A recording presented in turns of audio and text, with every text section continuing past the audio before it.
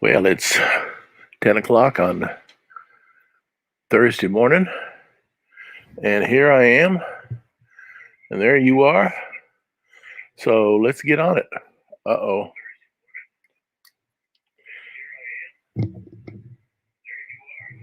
I turned on the... okay, let's turn that off. I always am monitoring these things. And, of course, you don't watch it, you listen to yourself over and over again, and you sound silly. Okay. So here we are at Blueboy Brown, Adventures of a Family. We are coloring page 63, and the dog he'll sit still. He probably won't. Not for that kind of stuff. And he's awful pretty anyway. He's a Merle. Merles are gorgeous dogs. He's a corgi with all the same kind of Merle you'd see on an Australian Shepherd or a collie. And he's a herding dog, so that's one of the variations that's just sort of like stuck in his DNA, and it's stuck in basically a lot of dogs' DNAs. So we don't really care about that right now, do we? What we care about? Whoa, a second. That's me. Oh, am I ugly? Bad, right there. Okay. Yeah, we're interested in that. So this is my opening screen. Now I'm going to drag it over here.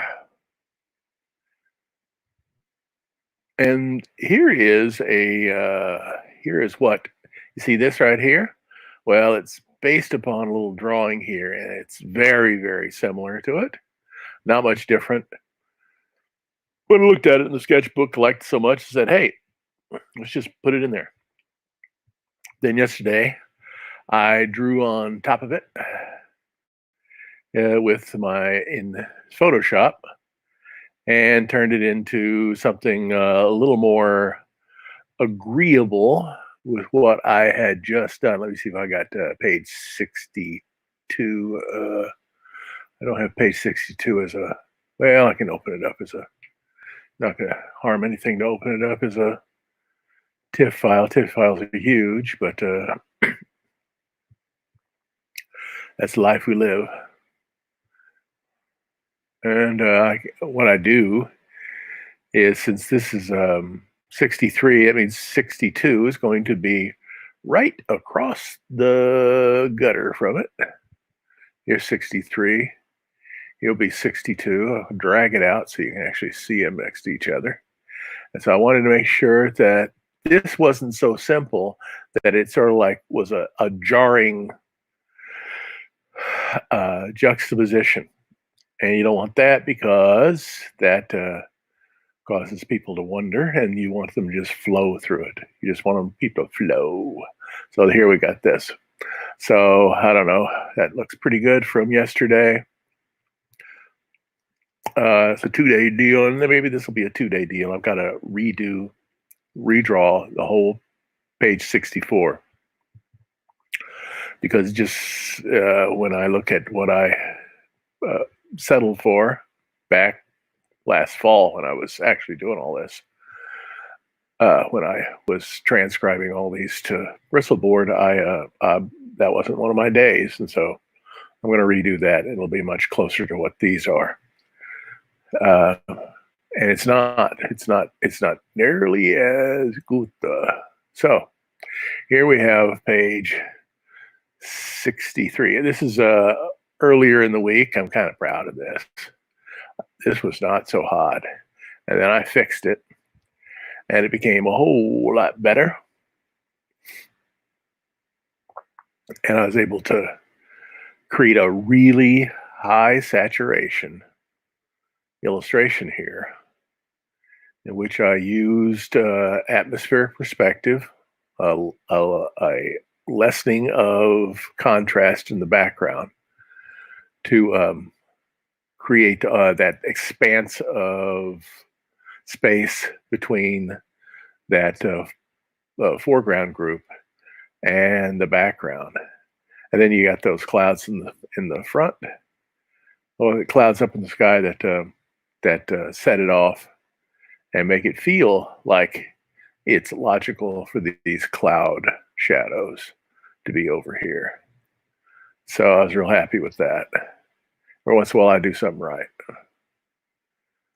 Okay, so that's all set all this stuff up. Here we have our tone over our line drawing. Here's my color layer. I do most of my coloring on this. This is my watercolor layer. If you don't have this, it doesn't look like a watercolor. It looks a whole lot less like a watercolor. This is my shadow layer. This is layer 3, which is, I don't know what the heck I did with that. This is my border. Underneath all this is my template. And my template's probably a little bit, my border's probably a little bit off. I'll fix that later. Or should I fix that? Nah, don't worry about it. Anyway, so here we have that.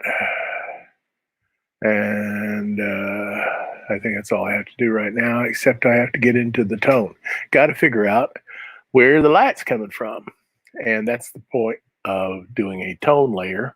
I've seen other people do it just using gray, but I'm opposed to the use of gray simply because gray is not a color. Gray is a value.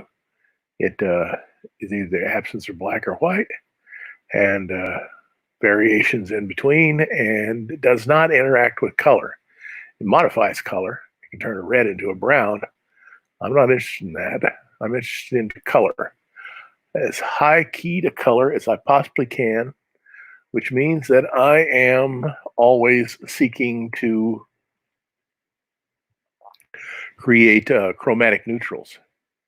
And chromatic neutrals are made from 2 complementary colors.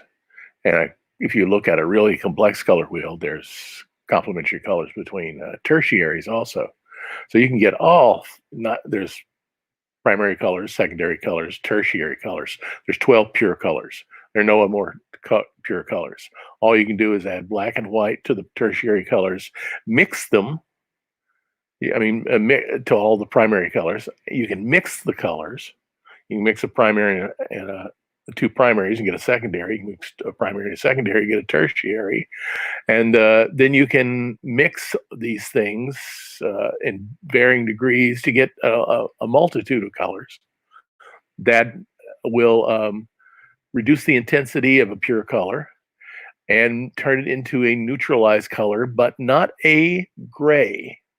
It's a chromatic gray. A chromatic gray means it's made from color. That's my goal. I want all my colors to be made from chroma. I'm getting rid of okay, put his face a little bit in shadow. It makes sense, doesn't it? About to do something mean and nasty. And this whole area here will be in delight. This is just figuring out where things are. Seeing, okay, his hand should be a little bit in the sun. Yeah, let me see if I can undo that. I should have done that. Okay. A little bit there. I want his hand to be illuminated. And this all to be illuminated somewhat, and that. These will be illuminated. This will all be illuminated. This will be illuminated. Don't want you to miss those. This will be illuminated somewhat. Anyway, it's illumination there. This is all gonna be sort of like in darkness. He's got a little bit the sun coming over here. I like to always make the nose a little bit like that, a little bit over here. Then there's these guys. Yeah, these guys can be a little bit illuminated. Clifford over here is going to be in the shadows.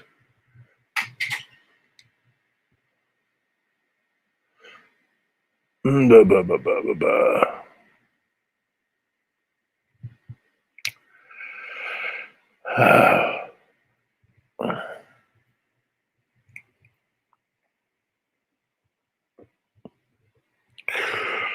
So now I don't know why I did them up there, down here. Well, I guess because it was right in front of me.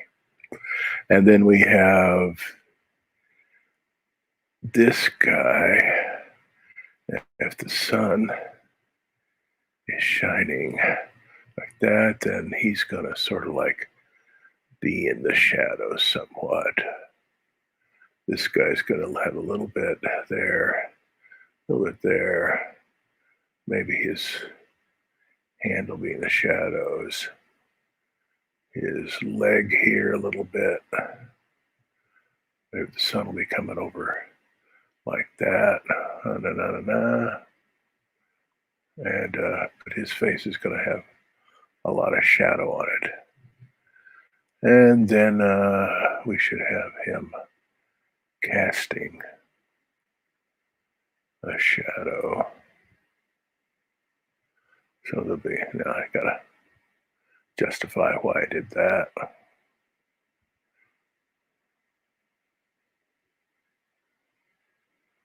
Okay, a little bit. Okay, I'm gonna try to create a little bit of logic here. This is in the sun. Nothing to obscure that. Unless I decide it helps later on to have it obscured. If it helps the composition, helps the thing work, then you do it.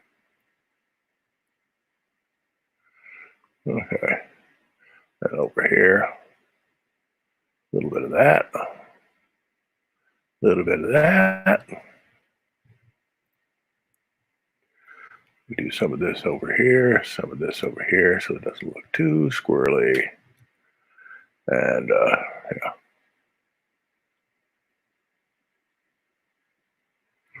Okay, and we got the same thing going on back here. And we got the clouds back here. Want them to have some fluffiness to them. We'll leave all this back here. In fact, go down here, take this and take away from some of this, the presence of that horizon line, which I have there. It's no big deal. I know it's there, and that'll be just simply a change in color, which I prefer a change in color than just simply line. And here. So, of course, this guy has dark thoughts, so his face is going to be mostly in darkness. His face is in darkness because sun's to his back.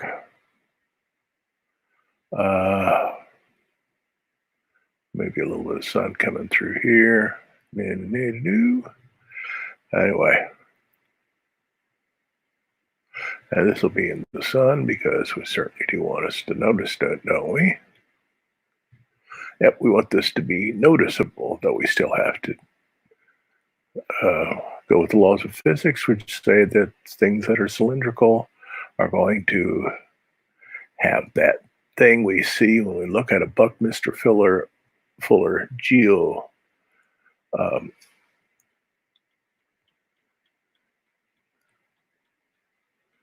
one of his I've forgotten what the heck they are. I teach it every year in Buckminster Fuller Geodesic Dome.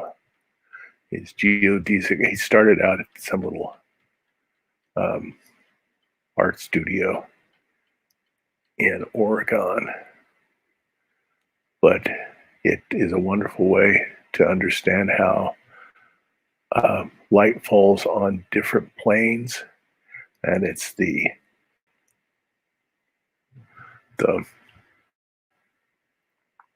orientation of that plane to the light source.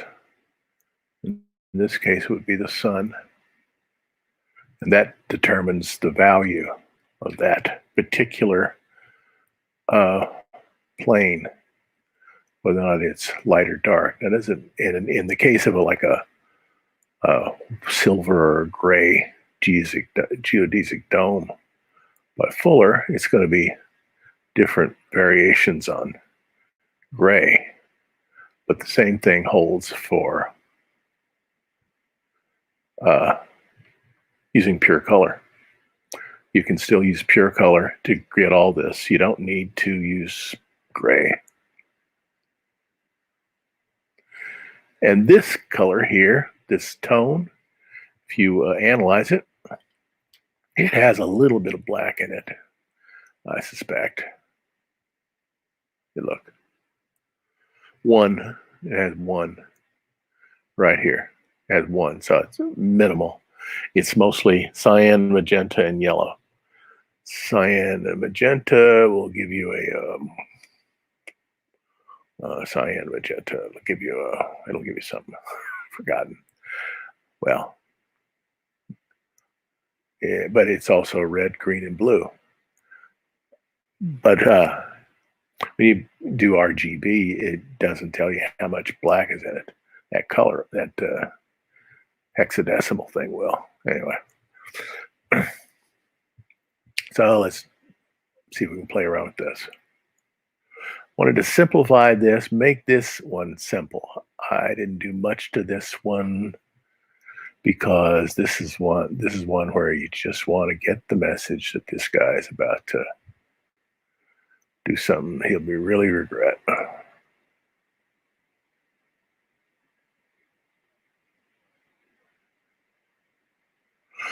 And this won't be published till Monday morning, so you're getting a preview of what's going on early next week, which is what part of what all this live feed's about.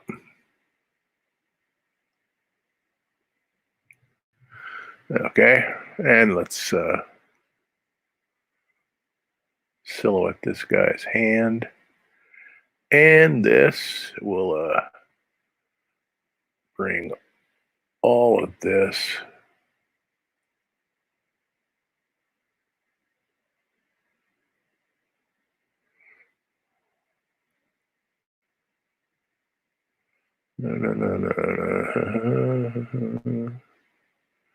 okay.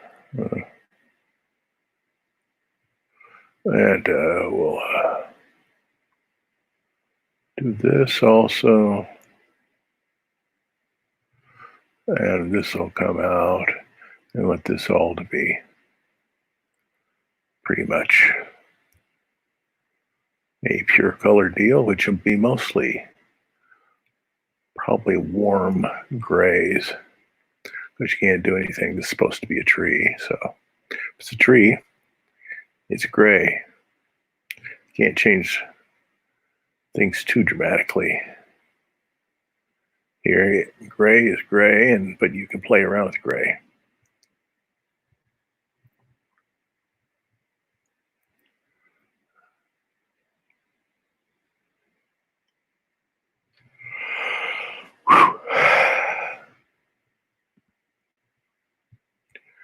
Okay, illuminate that. This won't be illuminated all the way.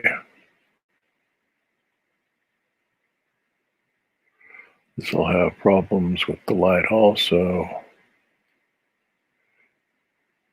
Okay, and this will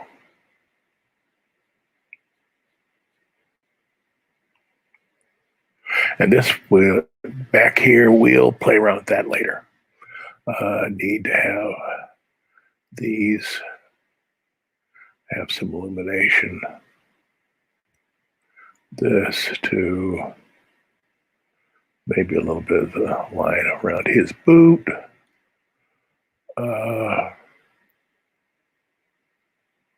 And maybe some of this will just be, he's creating shadow. And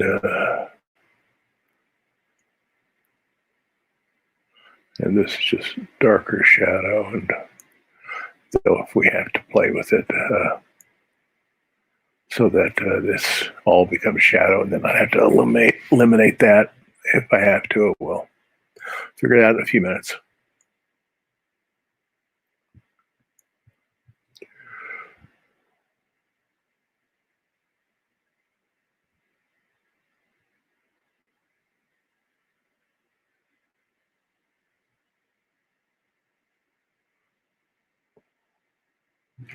Okay, what's that look like?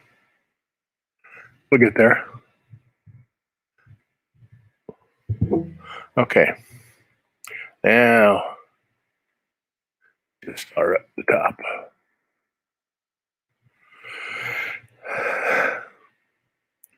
And we'll put in the blue sky. And, well, probably wouldn't be such a bad idea to go to, oh, you're not going to let me do that.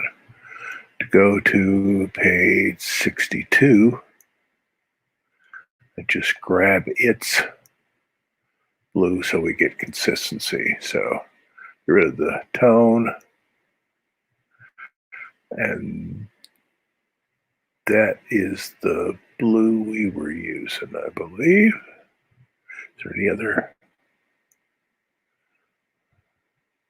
Nope. That's the blue we were using. Okay.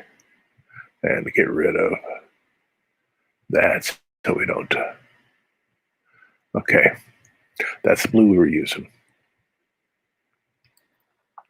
Increase the size of that brush a tiny bit and go to town.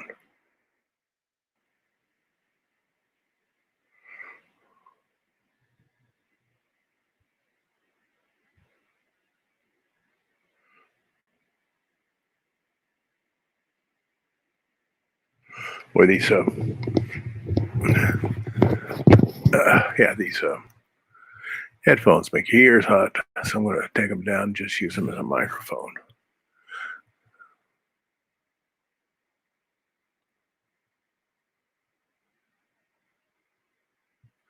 Fix the problem, the microphone being so close to me that you can hear me breathe.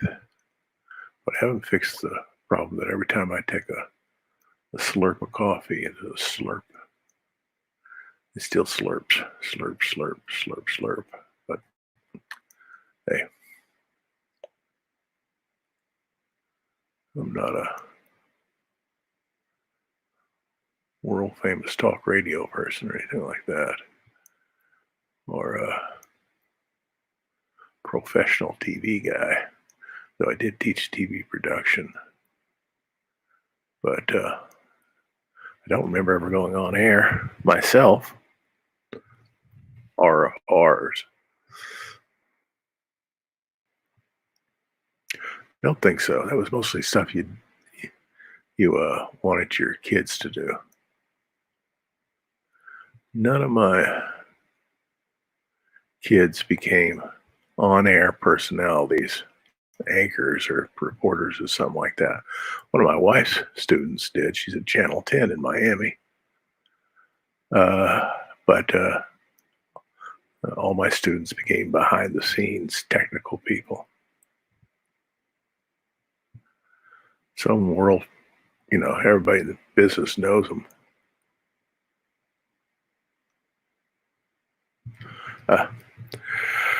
And if we're going to do that blue, we need to do that blue wherever that blue might be. Get that all done in one fell swoop. don't want to have to go back and do it twice. It's like location shooting, and when you're doing films, when you're there, you do every shot, every scene that's going to be out there in the Arizona desert. You're not going back every time. Yeah, have a scene in the script that says you're out in the Arizona desert. You can't pack everything up. You just do the whole thing right out there. I'm thinking of Fort Apache, how they'll be leaving the fort and they're actually outside of Los Angeles. Then the next scene, they're in the Arizona desert. And they use the same scene, same set that was used, same section of the hills outside Los Angeles that the location scene shots for MASH were done. Same ones that were done in all of the cowboy movies.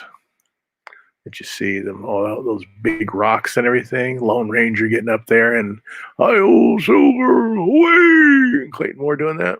It's out just outside Los Angeles. You can tell by the rock formations and the scrub and all that other stuff. Anyway, that hasn't got much to do with my cartoon, does it?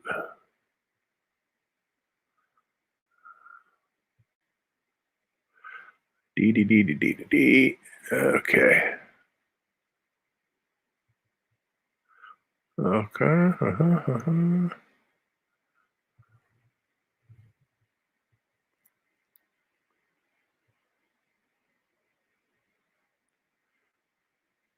Okay, we're getting the top one, just getting there.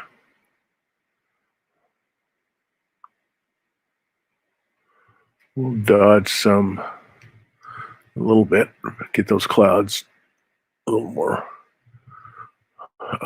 value, and a little more,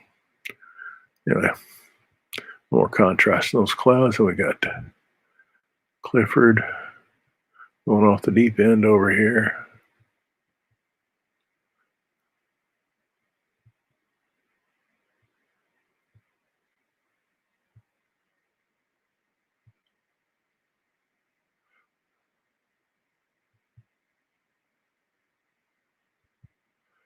Okay.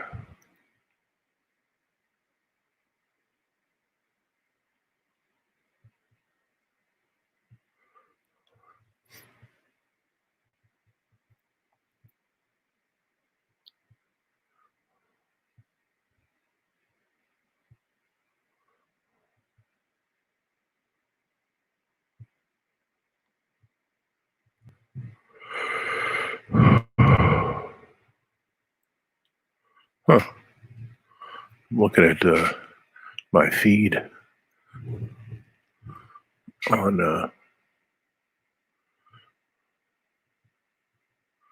hey, James Radke, you're watching.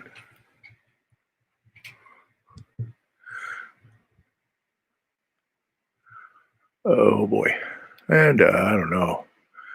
Maybe I should have this just blue there.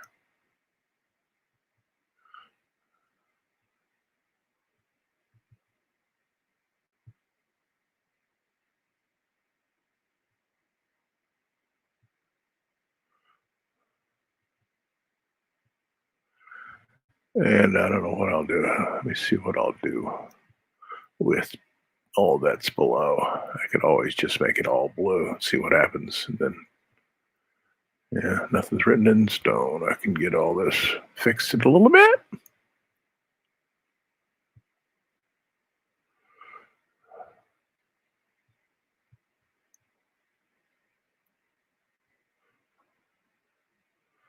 Now, this is the real introduction.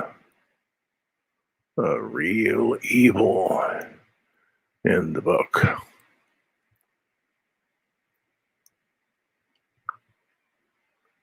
Couldn't call it Civil War real evil. It's horrible. But some good things came out of it. You know, it wasn't all bad. Some good things came out of it. Emancipation of slaves, preservation of the Union,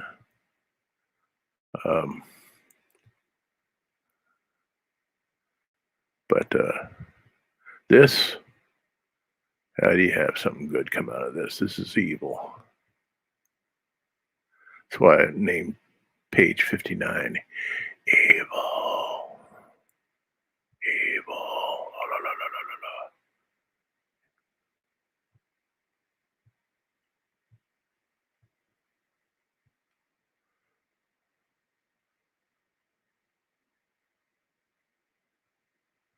Now, World War One, that was probably just the dumbest war of all time. Because what's the point? What's the point?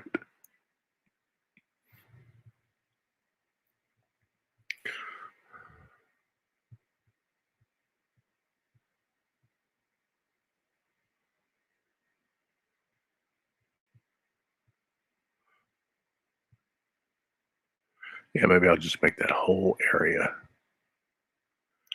blue. And if you don't like it, okay, then you don't like it. But I think that'll help. It'll be my homage to Alex Toth. He would have wanted that to all be just blue.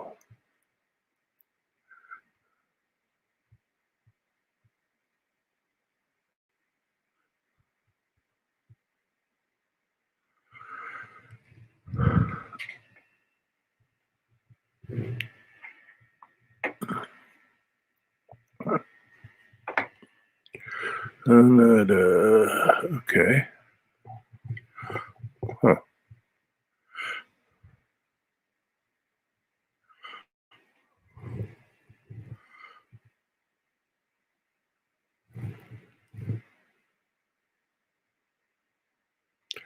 There we go. My feed in Facebook had frozen.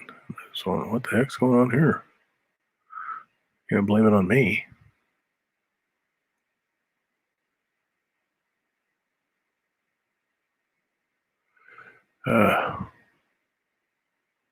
So here's the 20th of the month. This is I started on the 4th. So this is my 17th broadcast. Woo. I haven't missed a day. Don't know what's going to happen. I know in June I'm going to be teaching on Tuesdays and Thursdays. So I might start the broadcast at 9:30, go to 11:30 or 11:15, something like that. Then I get ready for my clash, which starts at about a half hour later. Got to have a little time to get back together. And I only do that 2 days a week, I think. The rest just do 10 o'clock. People are starting to get used to the idea that I'm here at 10 o'clock. Can you imagine such a thing? People getting used to me. Okay, let me see. Now let's look at that ground. What's the ground look like? Well, come on, guy. 62. Where are you? There you are. Let's look at the ground. Get my color for the ground. I'm just gonna first do that color and use that color all through here. And I can, nope, oh, on the tone layer. Was I doing tone throughout this? Oh, I'm so dumb. Oh well. Well, it is actually the color it's supposed to be, so I'm not going to worry too much about it. Okay, back to the color.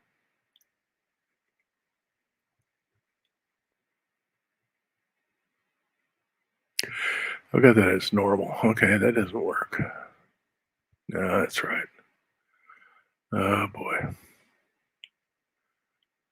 I put color throughout the tone area, but it actually works. But I'm going to fix that later. I think I know how to do that. Won't be too difficult. Okay.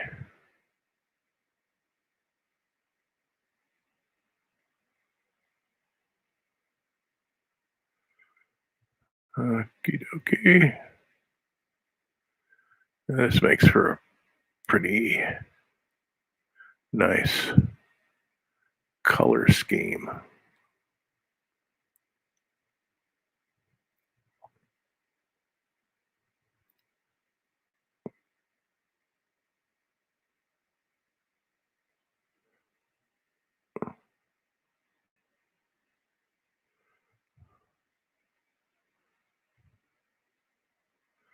That muted blue and this color work nicely together.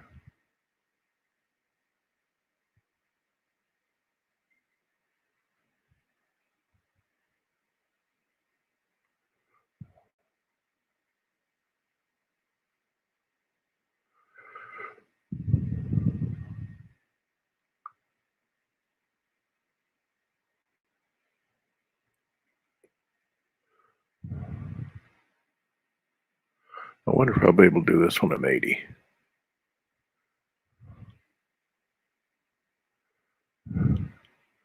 That's a little less than 13 years from now. I wonder if I'll be doing this when I'm 80. Hopefully, I got this 9-book series done before I'm 80. Dang. It's a long time to be working on one project. Me, consistent, working on the same project for 15 years. But it's a great story. I'm going to dig telling it with comics. I'm going to have to figure out how to take some of the scenes that I've written in prose that I really, really like, that really work nicely in prose. And how do you turn that into comics? Because some of the beauty of the prose turns upon developing these visual images in the scenes with with um with words, and you have to take some of those words and turn them into the images that you're trying to construct, and then you got the hook, you got the thing that makes little that scene work, the thing that causes everybody to say, oh, that's beautiful.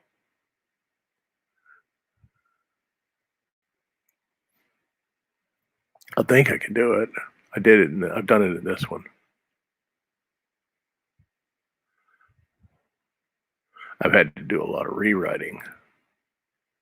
What works in prose has to be translated into comics.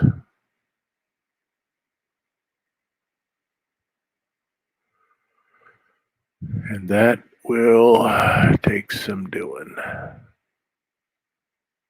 That's what scripting's all about.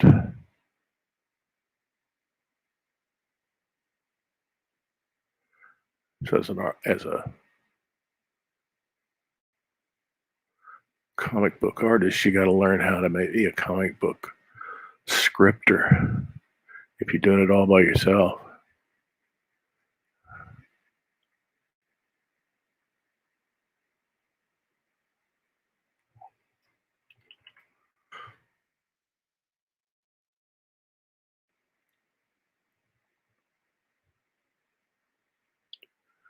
and that's starting to get there.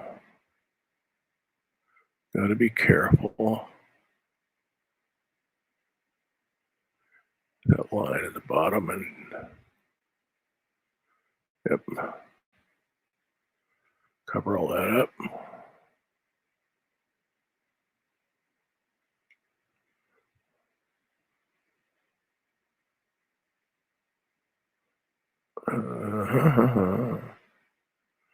Okay.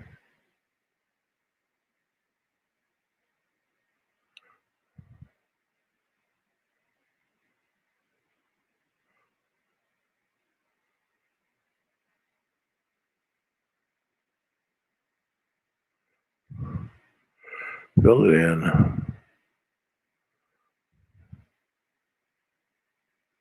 I guess I could do a big lasso around it and just do a fill, but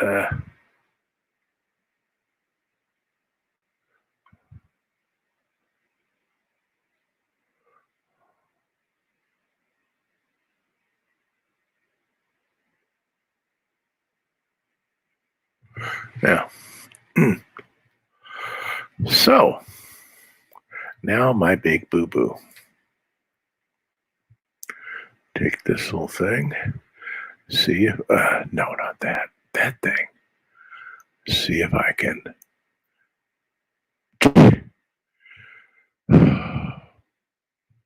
choose that. Let me see if I can choose a little more of that.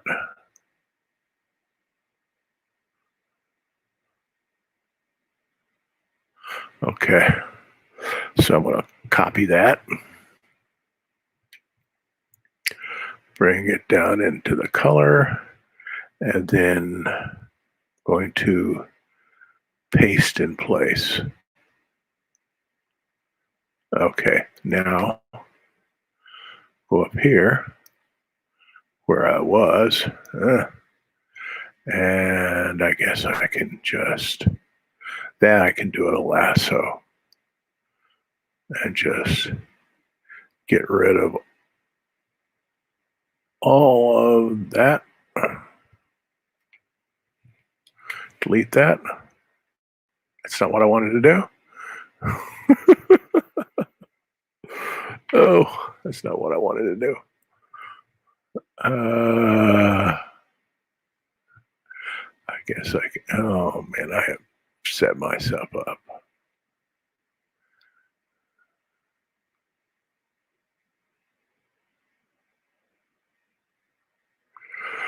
Oh.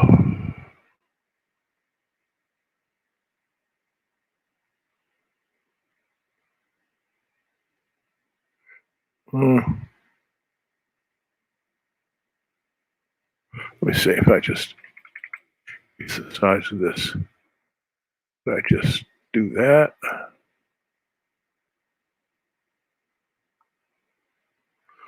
I can always just replace the where I've obliterated that tone.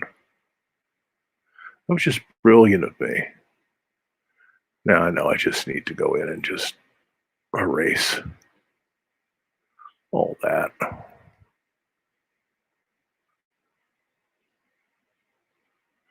It's nice to make mistakes.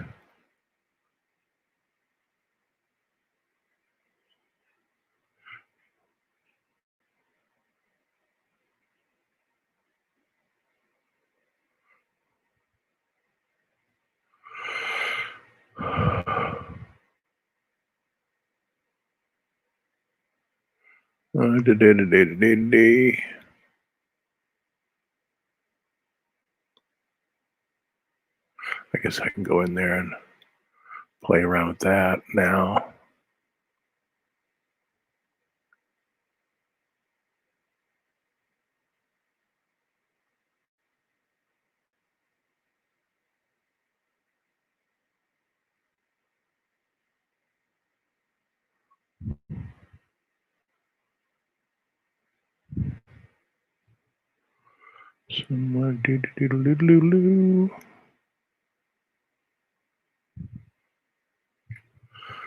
Ah, man. Okay.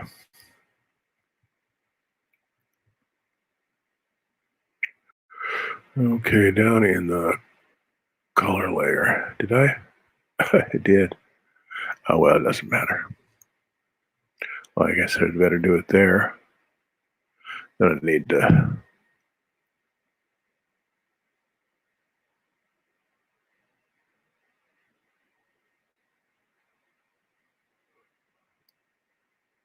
I have to redraw this area because those little specks of white are where that eyedropper didn't catch the color for some dopey reason. Didn't make it. Okay.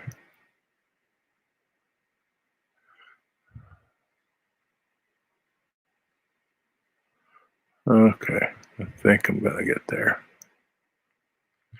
And I'll let's see what I can do down here. Now down here.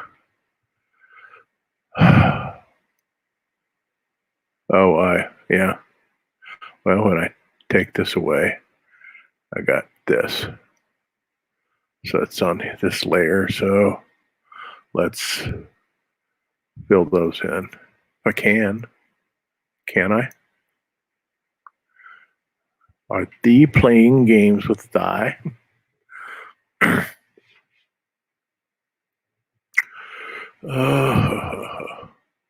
That doesn't look too dark, then burn bad. Well, why are you doing this to me? I've got this. I've got this. It's supposed to be working. Oh, I'm still saving. I should pay attention. No, it's still not working. Okay, save it again.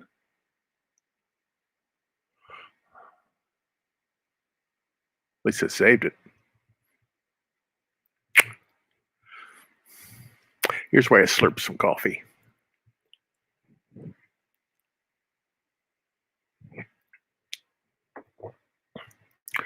Okay. It's still not doing it. That is a watercolor brush.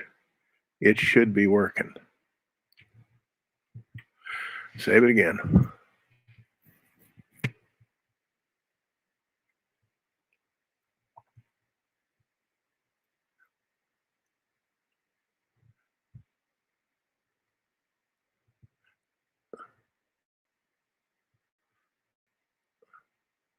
Okay. Now, oh, probably there is a. Yep, that was what it was. There was a selection that had not been unselected. That was what it was.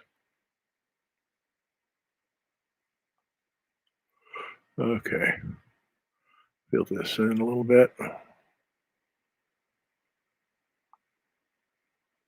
And this is also on a normal layer. Big dummy. There.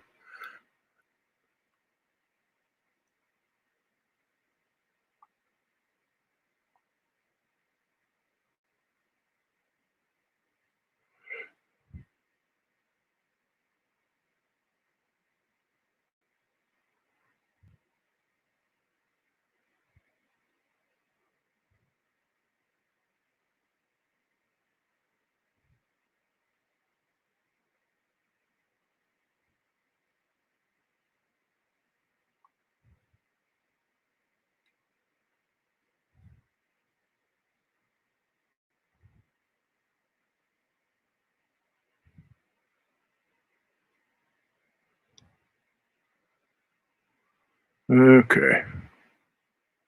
Now I have to go back and erase all the other junk that I did. Get rid of that instead of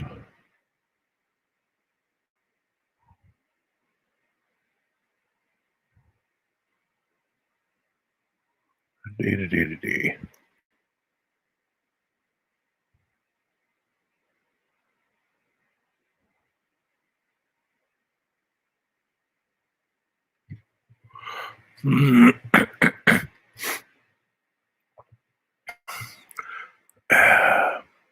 Huh. Nah. I had an idea just to use the lasso in just little areas like that. It'd take longer than just doing this.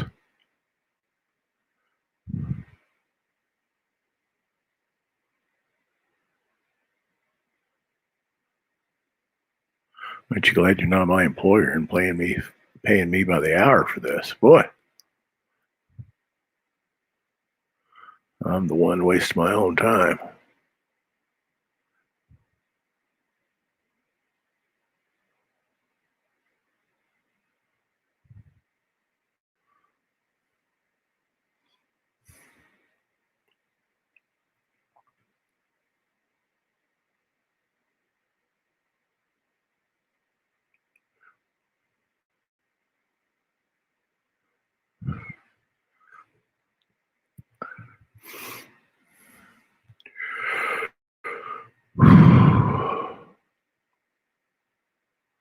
I'm almost done. Then we go on to the fun stuff.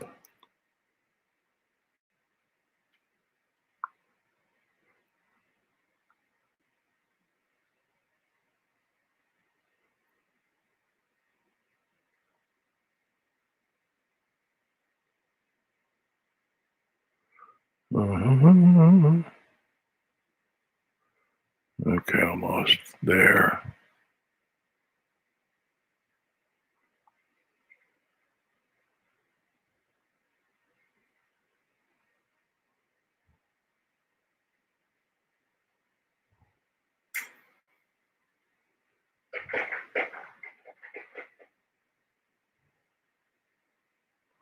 Yeah.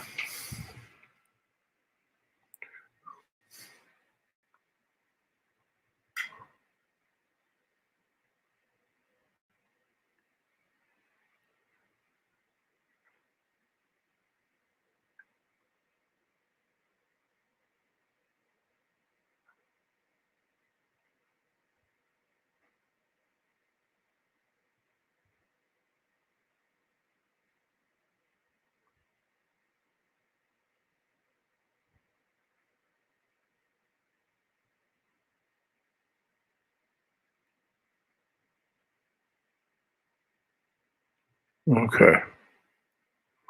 Up here, do this, then go back to what I was doing.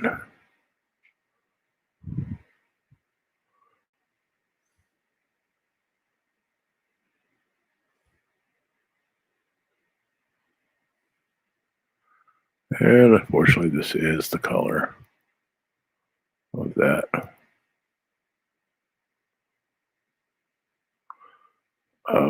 combination of this tone and that light blue. So it's not a complete disaster. Okay, it's better. So me and the Queen of England, were working on the ground. Let's go back to the ground. And don't do the tone. Dingleberry. Dang. So, there, like that. Learn something. Okay.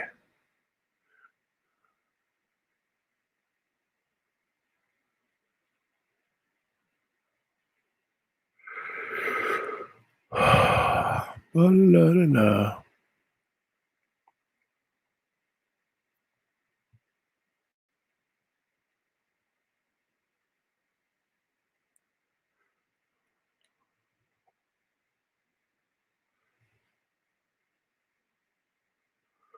We got there's going to be construction around here soon. I'm wondering whether or not I'm going to have to move my little broadcast studio to another part of the house so it's not close to the construction noise. May have to do that until that little construction thing's over.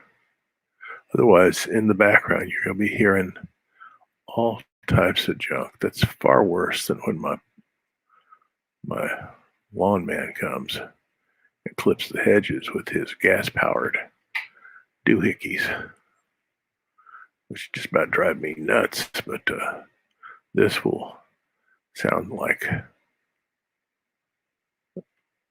Chicken Little was right. Okay, now what do we got here?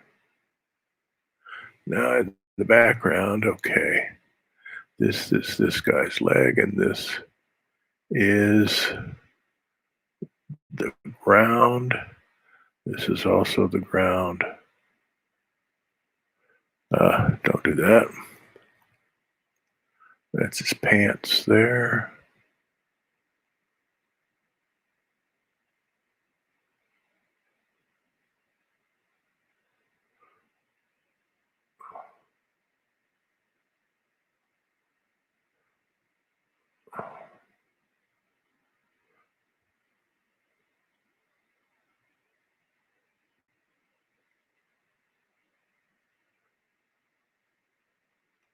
Okay.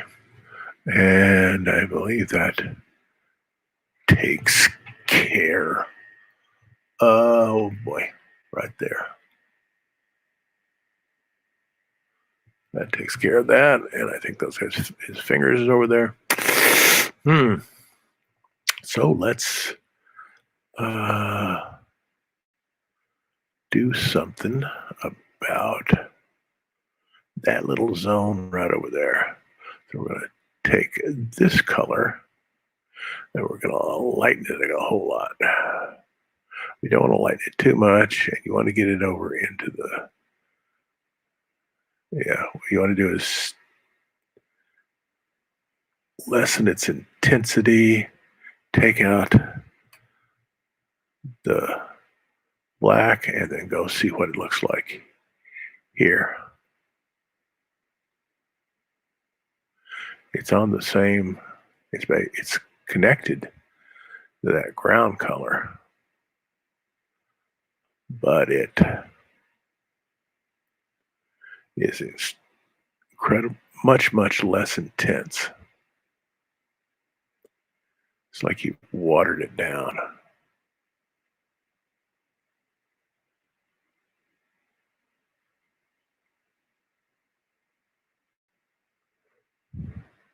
And I don't know if it's going to work until we get the whole thing in there. And we'll see if it works.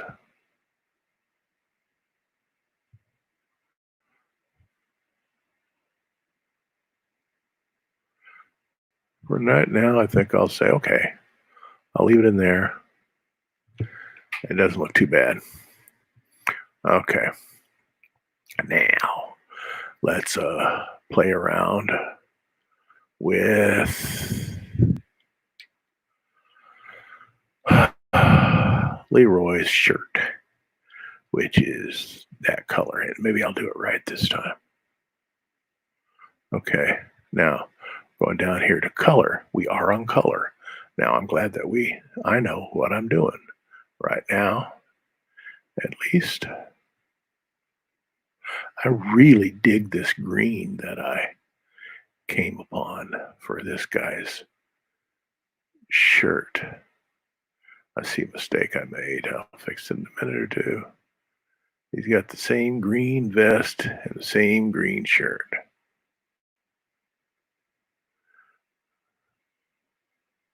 Makes it a whole lot easier on me when I'm coloring it. There's also a really nice color that goes along with that rusty red, that knockdown green that has some red in it. It goes real nice with these other colors. And do it over here too. Makes it easy to make this guy to a focal area. Da-da-da-da-da-da.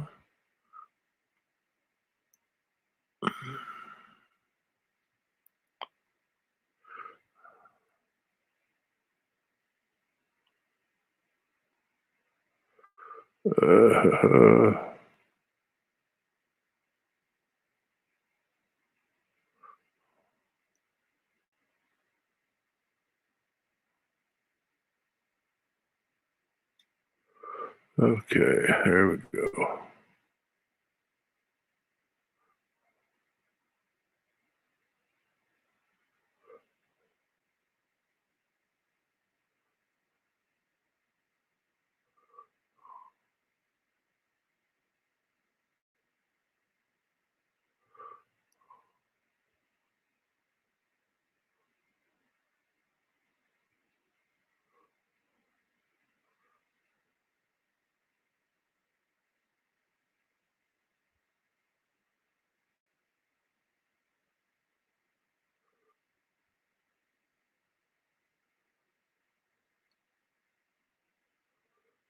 Okay.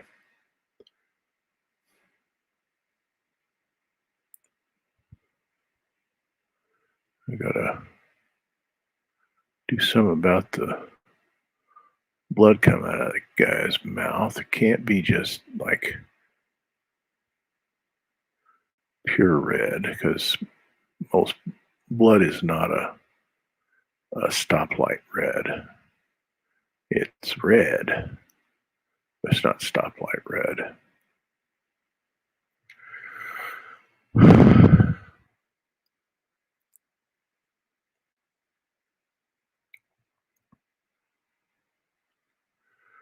Uh-huh.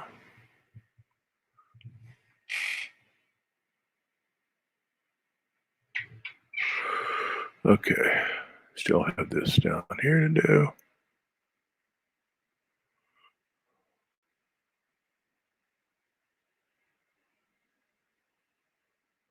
Shame he doesn't have red hair like Grandpa when he was young, like the twins, but he can have everything.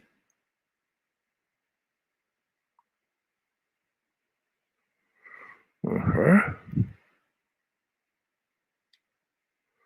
And I can play around with that green later on to make it look like his back has more volume.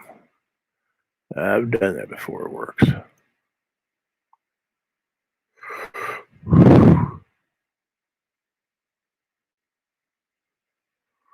Ooh.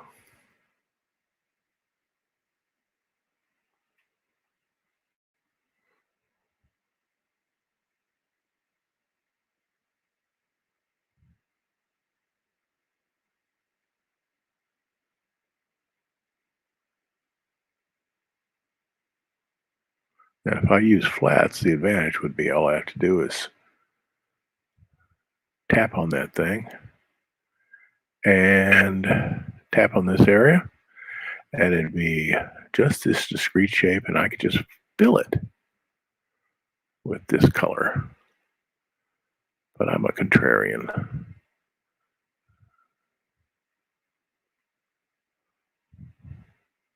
Somewhere along the way, certain things happen, and I don't know. Actually, the time that it saves you, you'd uh, you'd be using it up doing the flats, unless you hired somebody to do the flats, and I'm not at that level. I know people who hire people to do their flats, but think they got more in the bank than I do.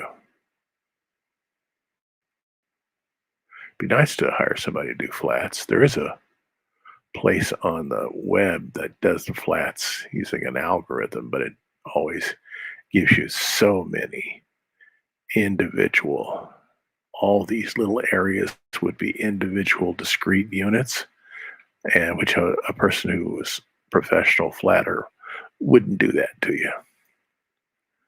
But maybe someday. I think I always want to do my own coloring. Flats, though, I might let somebody else do. Okay, now give him some skin. Give me some skin, bud. Okay. Oh, we'll just start with this generic color. Okay.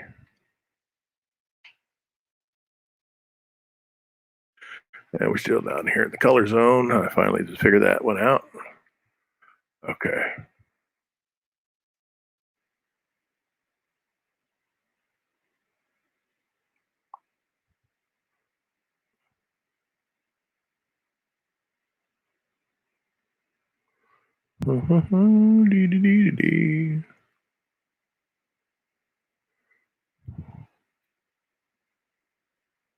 Leroy's having a bad day. Okay.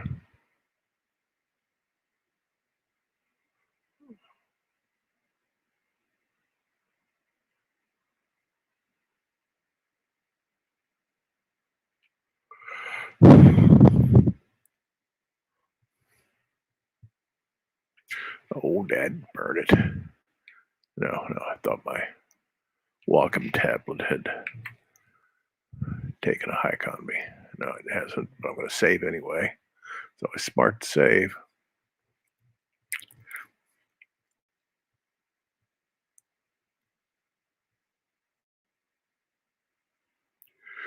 Boo, boo, boo, boo, boo, boo, boo, boo. Okay. I see little spots that I missed. Always seems to happen.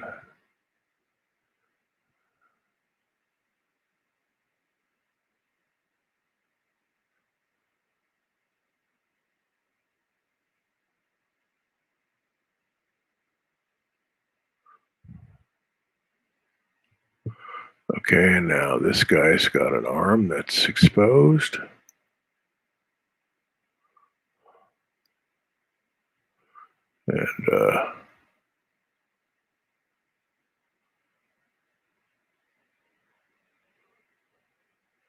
And his got some face here. This guy's got a beard, so I'm gonna have to give him room to have a beard. Little spot I missed here. Okay.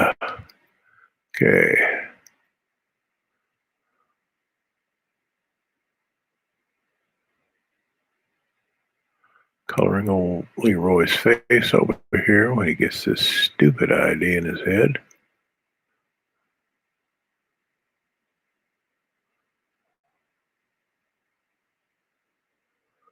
This is what passion will do for you. The passions, not just passion for, but the passions, desire for stuff. Ah, oh well.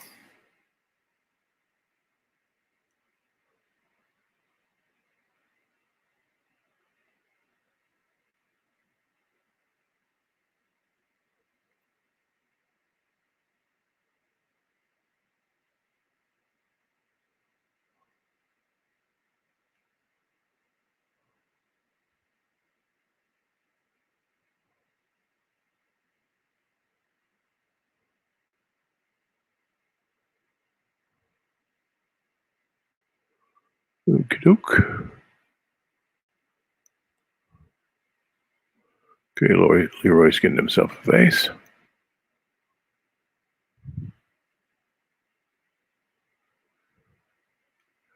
And there's some fingers over here. Fingers over here.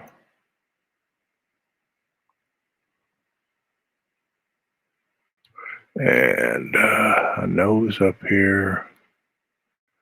And a little bit of flesh over here. And he's got lips. So got to do that.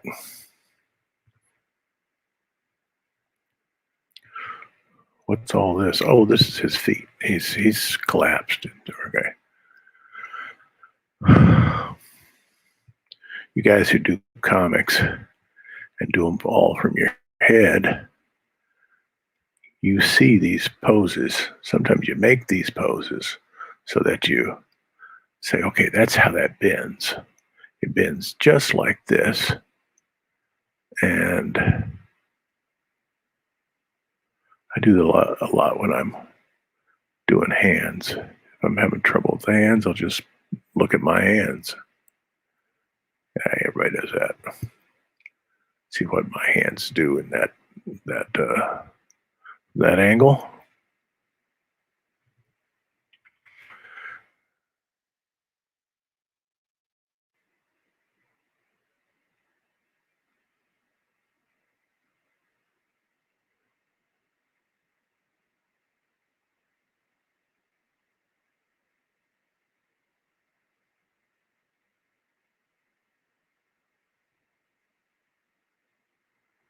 Ooh. I've only been doing this an hour and 10 minutes. Dang. Did I lose my mouse? I think I lost it. There it is. But I lost my Wacom.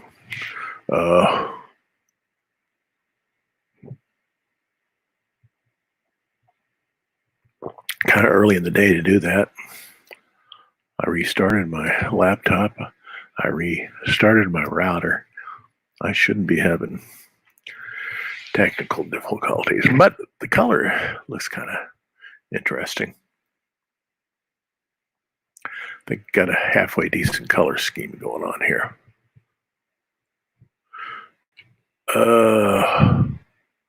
This is one of those deals where I'm going to have to Intuos, come back to me.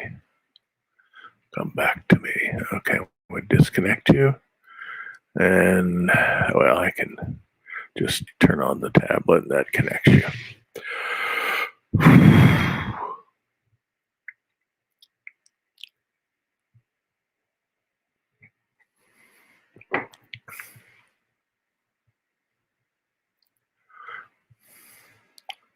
People should be thanking me because, you know, something I get people who tell me they have insomnia, have real problems going to sleep. And if you watch this on a regular basis, you will not have that problem.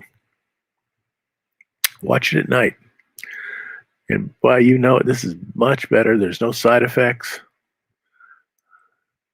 You wake up a couple hours later, it's still going. You go, what happened?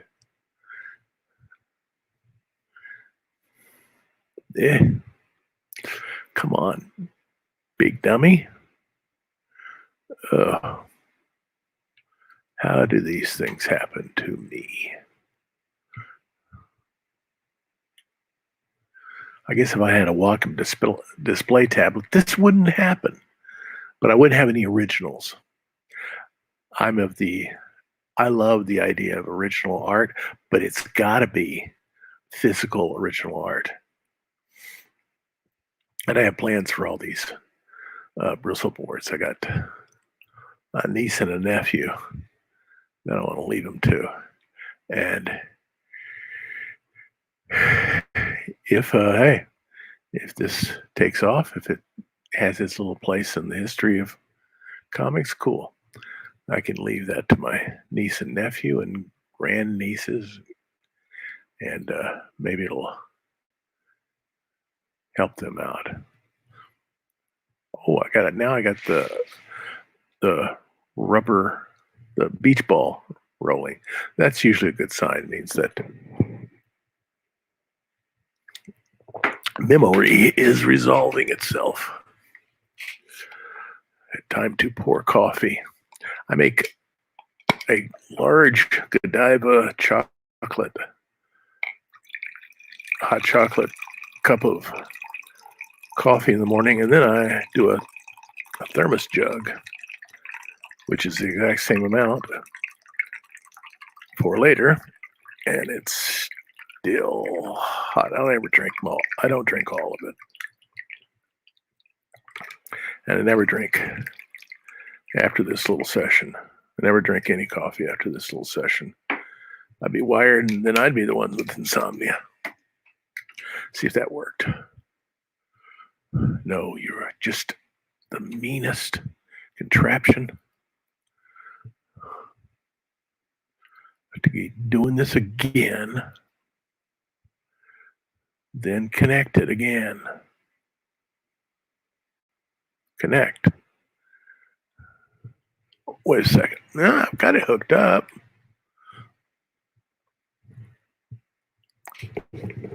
Huh.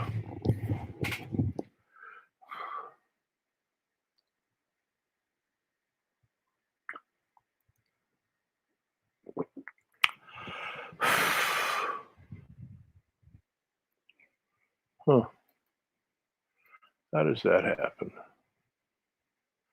It's Bluetooth. Open trackpad preferences. I think I will.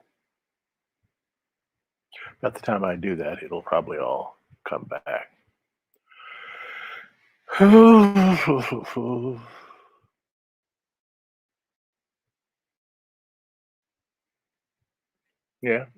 yeah, that's what it did. Opened up the trackpad preferences, and it said, "Okay, if you're gonna get nasty with me, I'll work." Maybe that's what'll happen. Tracking speed. I'm going to have it track a little faster. Except that that's my trackpad. Anyway, put this over here. Finish this up. I got a little. It always happens that you get this little. Okay.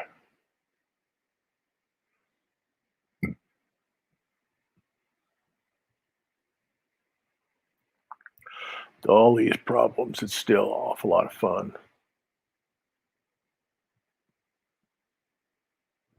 It's an awful lot of fun being an artist. A lot of work.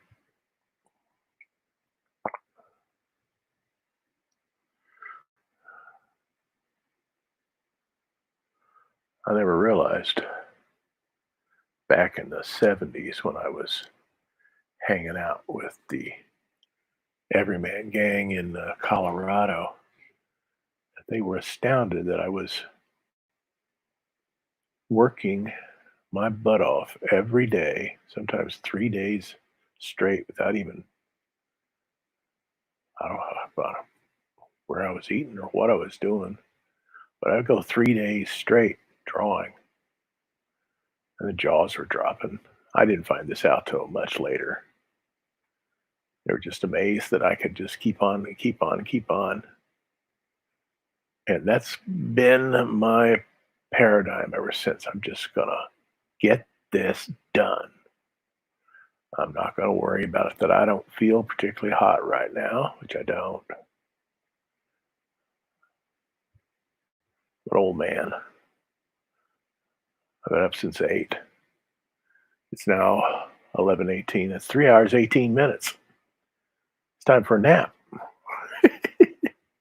But I'm not taking any nap until I get this done. And then I'm going to get on my exercise bike for 45 minutes because I know what's coming at me. It's called the 70s, not the 1970s. It's the 71, 72, 73. Don't you dare do that to me again. It's being an old man. And in your 70s, you go through a precipitous drop in your abilities. And what you have to make sure is that you're fit enough in your 60s so that drop doesn't drop you into disability. I put myself through college as an orderly in nursing homes. So I started out getting some experience in a really high class, really beautiful, clean nursing home in Springfield, Missouri. It was connected to the hospital that was just down the street. And so I know a lot about what happens to old people and what lands them in nursing homes. It's not taking care of themselves in their 60s by the time, and then they have problems like strokes and have problems walking and stuff like that. Got to get prepared in your 60s. And just as simple as getting on an exercise bike and staying on there long enough to work up a real sweat. Because what you want to do is to have aerobic strength. And then, more important, to have aerobic strength, real good lung and heart functions, than it is to be super strong, weightlifting and stuff like that. Though I used to have a real good weight set here. But years ago, we bought a collie, and we didn't have enough room in the house for both a collie and this huge weight set that I had bought, and I was really getting pumped. So I love that collie so much. I got rid of the weight system. That dog was so wonderful. I miss him to this day. I love that New Yorker cartoon where two dogs are talking. Says, "Of course, all dogs go to heaven. We're not the ones who screwed up." So, looking forward to seeing Toby when I get there. I hope he's there. Heaven isn't heaven unless you got your dog. Anyway, he's a good dog. Very, very aloof. He did not play games. He did not. Uh, he being a collie, his job, his breed, sits around all day and watches for wolves and bears. So that's what he did all day long. As he sat around and watched and slept. But he wasn't one of those. He's not like my Corky, who lick you and lick you and lick you and lick you and will drive you nuts licking you. He just loves everyone. Whereas Toby will come. What Toby would do is he would come to me when I got off work, and he would burrow his head underneath my arm, in my armpit, and really what was that? I must have some, yeah. Really nuzzle my arm. And then he'd look at me, bark a couple of times, and go off. He was done with it. He's so funny.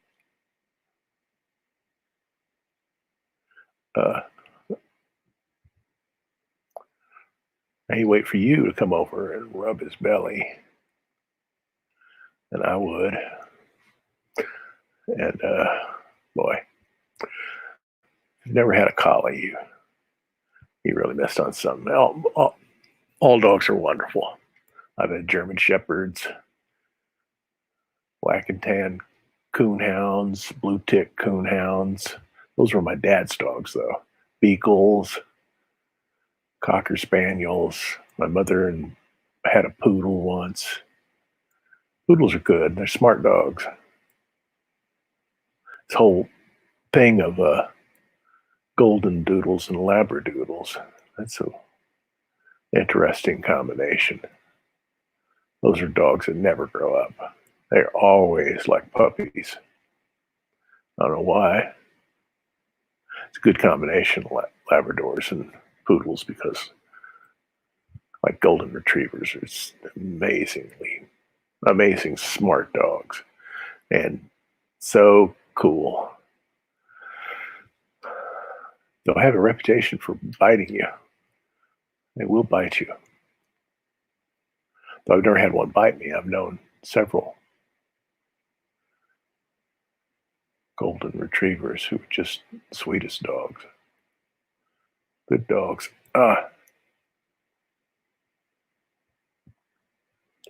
And over here too. Yep. Okay. Now where are we? Probably at the mousy brown hair part. Yep. Mousy brown hair. So let's go to mousy brown hair. Mousy brown hair. Get out of my way. Okay. Mousy brown hair right there. No, not there. That's good. Okay. Okay. Now back down to color. Give this this mousy brown hair. Oh boy, not very precise there.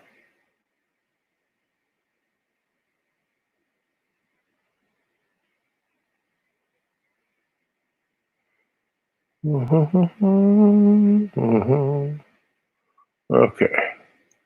Eventually, I'll put shadow over his face to make him appear very ominous.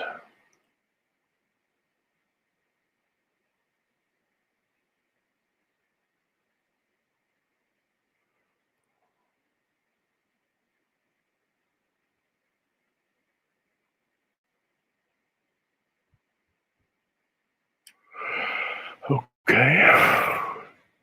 And over here too.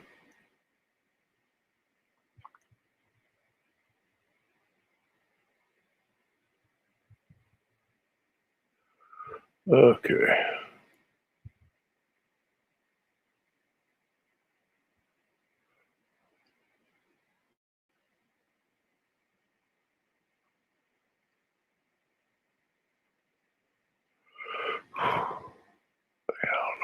I don't know if I'll get all this done today. Still have tomorrow.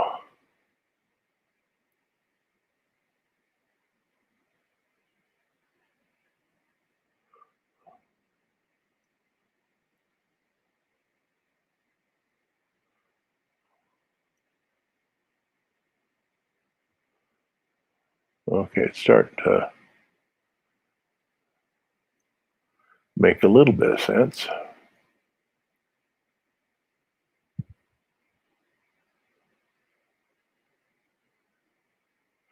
And one of the things I need to do, since I have this absolutely wonderful workforce 7720 Epson uh, uh, printer, is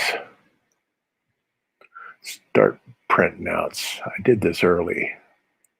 Start printing out these pages, make sure they look the way I want them to when they're digitally printed.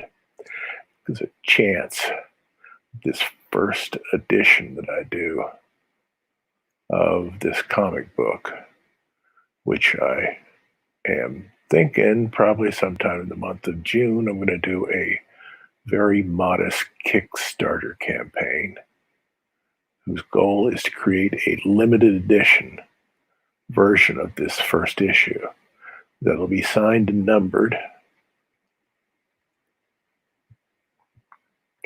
And if it's a real small edition, that means it'll probably be printed out by my printer on a digital uh, a digital press. You get the same effects, same paper, and everything like that. Though, from what I've looked at and did a little bit of from the material I've seen, the difference between digital and litho is that the digital, the colors are a tiny more intense. There's not a huge difference between the two. And the turnaround with digital is much quicker because you don't have to do plates. You have to do printing plates.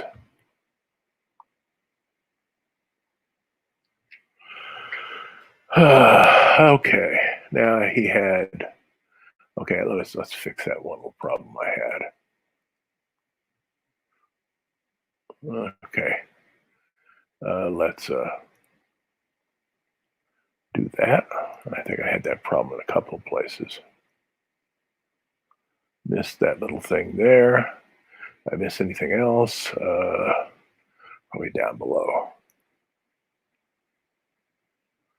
I don't think so. Nope, I think I fixed it down there. Okay, somewhere on this layer, I got a streak. Probably when my Wacom tablet went south for a few minutes. Okay. Shoo. Okay, let's go get this young man's khaki colored pants, which is that thing right there. Oh.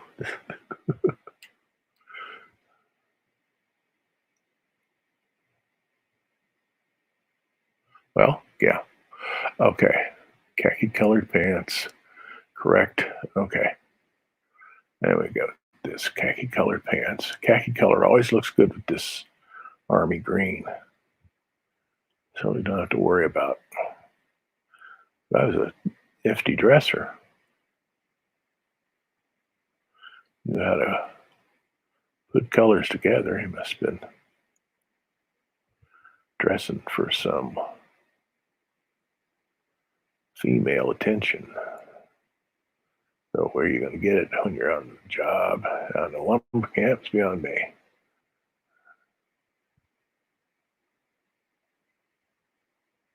Maybe just one of the few lumberjack dandies. You know what a dandy is? A guy who dresses up like a Victorian gentleman every day. Never fails, wearing high collar, a tie, and spats. Spats, can you believe it? Spats. Oop, I made a mistake right there. That should be green right above there. Yeah, easy to fix. And many times a top hat. Tom Wolfe was a dandy. Edouard Manet was a dandy. They just like to dress up real fancy every day. Manet was a heir to a sizable fortune. And I don't know what about Wolfe. Maybe he always never had to do any heavy lifting, any real work. It happens. You're born wealthy now. I guess you probably shouldn't apologize for it. It's your life. There are problems with being wealthy, big problems. Very dangerous thing to be too wealthy. You have to make provisions. If you ever wake up and realize that money is not everything.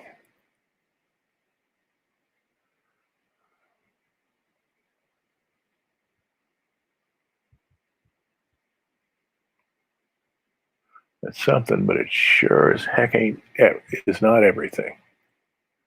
Got to have some money, but a life dedicated only to money, a wasted life.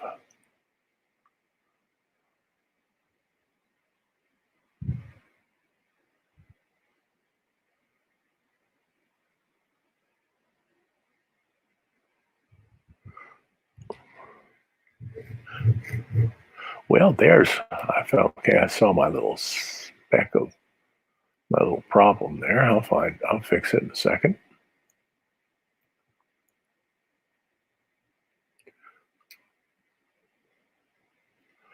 Right there. I forgot to color that. It'll have to be a much smaller brush.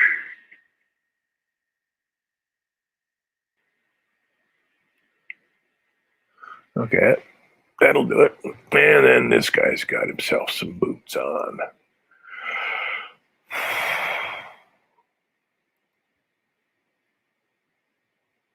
Boots, boots, boots. Okay, that's the color of the boots. Slightly different than the color of the hair. And I'm on the color layer. That's good. Increase that size a little tiny bit.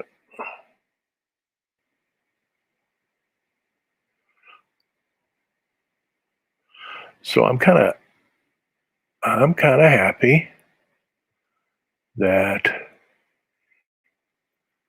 my making this drawing a little more complex than it was has not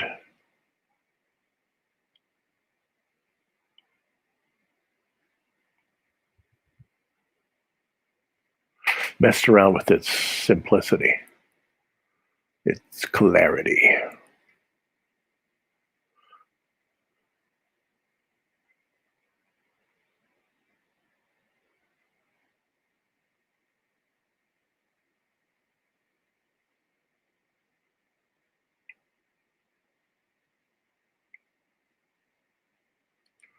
Okay, around here he's got more boots.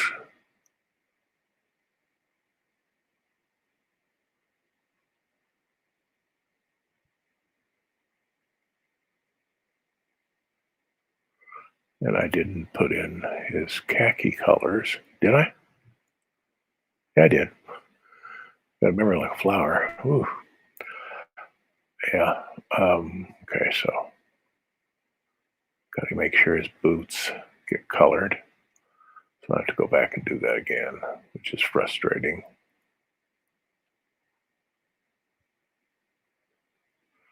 Okay.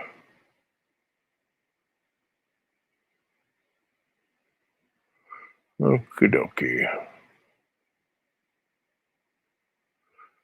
I probably need dead to put khaki right there. Okay. More boot. More boot. Boot. Boot. Boot. Boot. Boot. No, that's not what I wanted. That's what I wanted. So let's bring you up here the proper way so you don't wander all over creation and color that boot.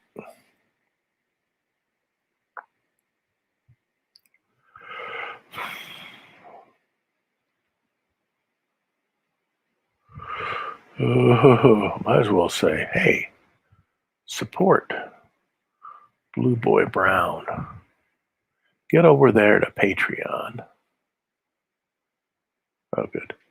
Get over there to Patreon and sign up because I opened up slots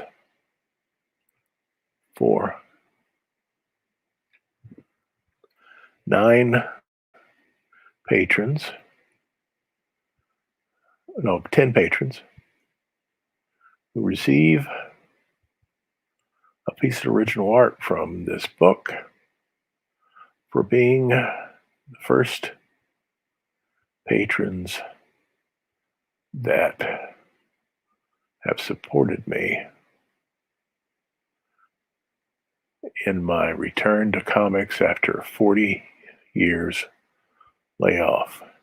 I got 5. There's 5 slots left. And the cool thing is that if you are in the top slot, the VIP slot, you get a piece of original art every month. Not necessarily original art from this, but just a drawing that I do for you personally, which I think is a cool thing because hey, one never knows how things are going to go. This could be a significant story. We'll see. There's one thing I have learned how to do over the years, and that's tell a story. So, Bud, that is half the battle. Tell the story, make sure everybody wants to hear it, and have a. See, I want to just, yeah, I don't want that line there. Right here, there's a line here that I'm not happy with.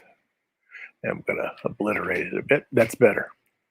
Because see, all these lines are kind of soft, and then they have this line, this hard line, that doesn't work. That's not the way the world operates.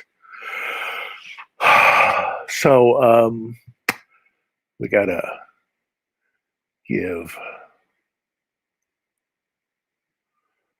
give some props to good old Clifford's suspenders. Oh, let's get up here so I can actually see the suspenders.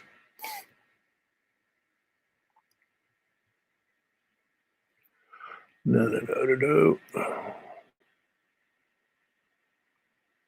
Okay, and I'm on the correct Layer of color.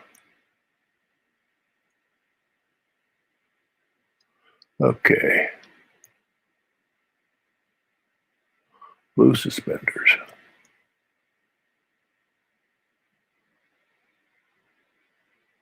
That's how we identify good old Clifford. That's his uniform for today.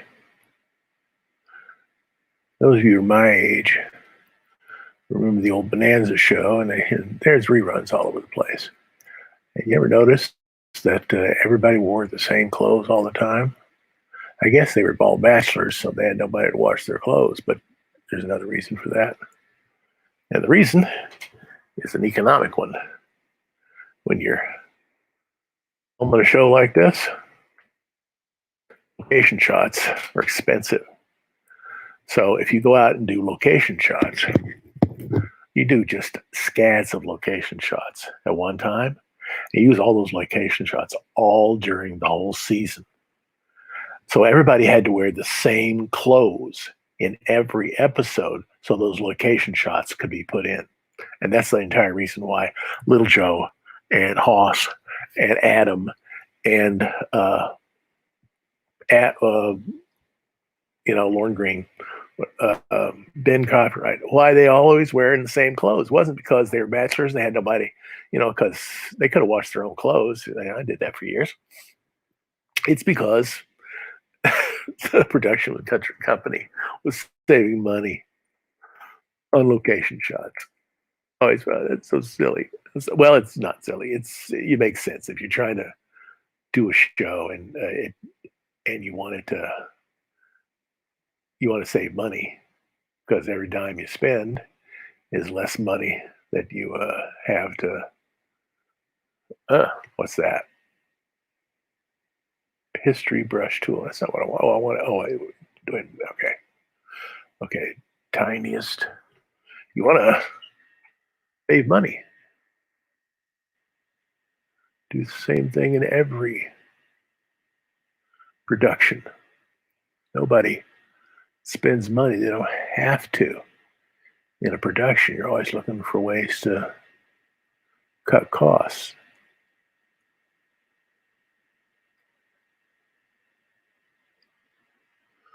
That's as close as I want to get to his eye color. He's nothing special about his eyes, just a brown-eyed boy.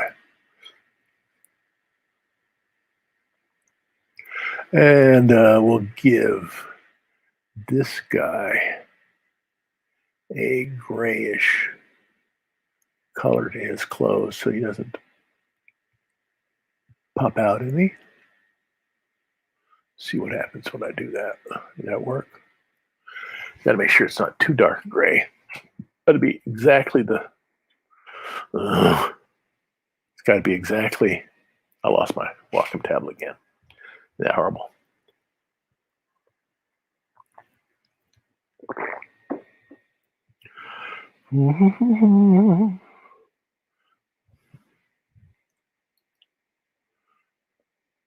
That's not what I want you to do. Get my hand, move it over here. My trackpad, huh? Trackpad's going south too. Okay. I have to wait a few seconds. Now I've been doing an hour and 45 minutes. Now we're starting to get into, okay.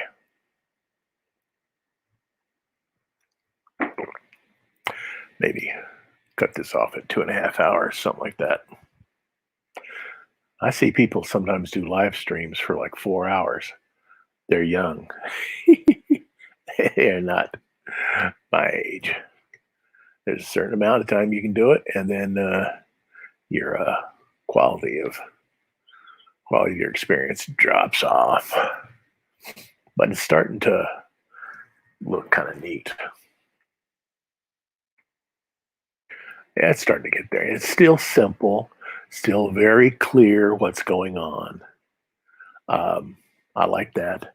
That's my homage. This is every once in a while I do a page that is an homage to Alex Toth, who is I love Alex Toth so much.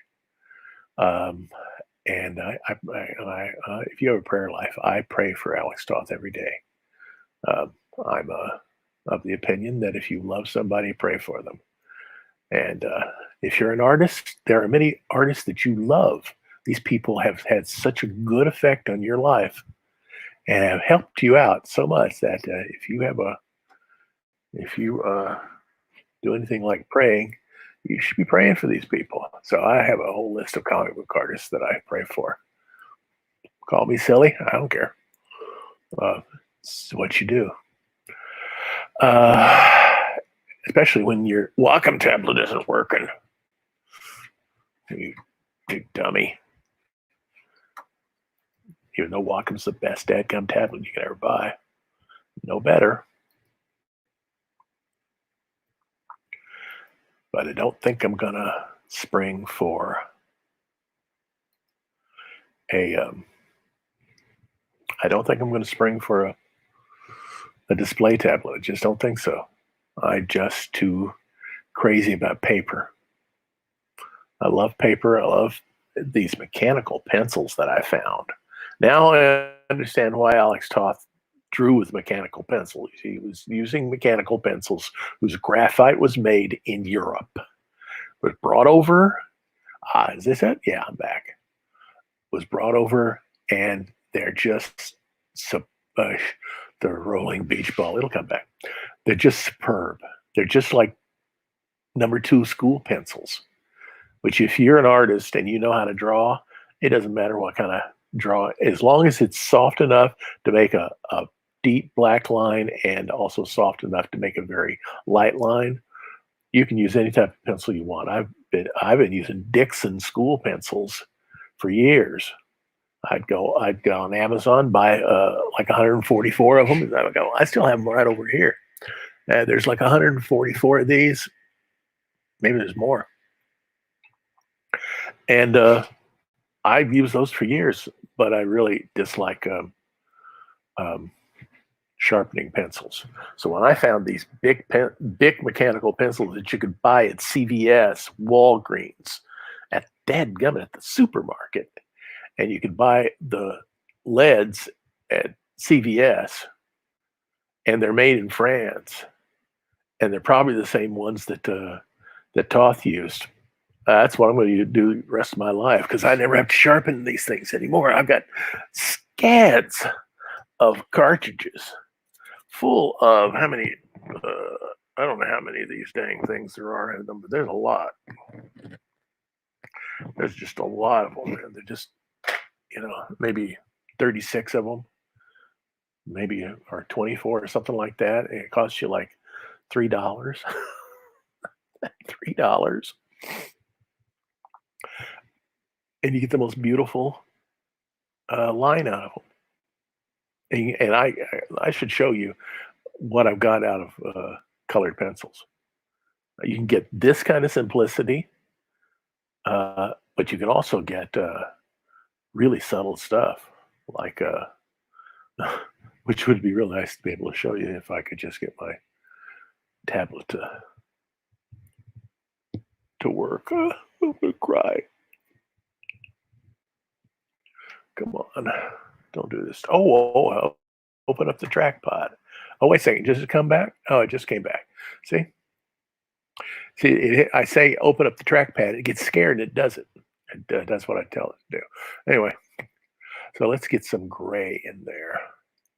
I was doing gray for this guy's. I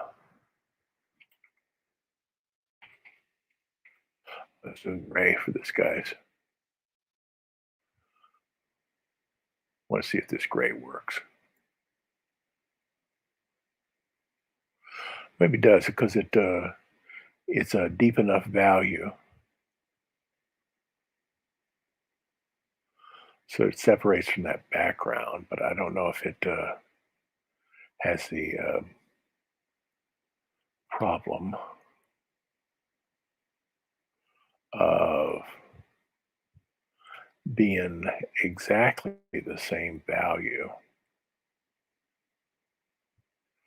as that boy's hair, and being the same value doesn't matter if it's a different chroma, because it makes hair, his head drop out. So I gotta reduce that to this.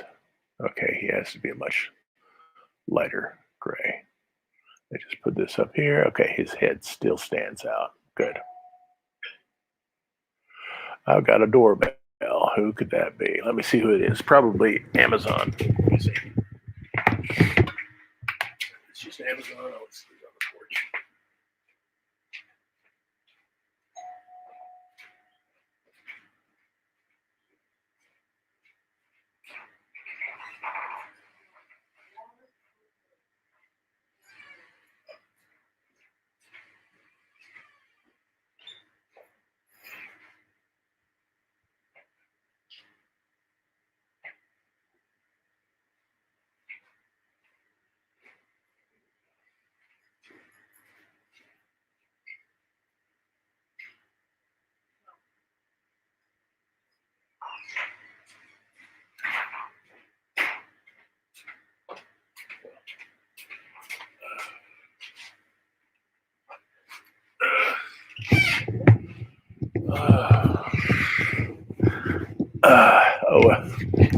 Had to form a humanitarian task. Had to get a bottle of water and a Coke for our mail lady. It's really hot out there. Okay, so this is gray, and I'm going to make this gray, and it's will, because it's not the same value. That's a mistake I made of making it the same value. Making it a different value, his head still stands out.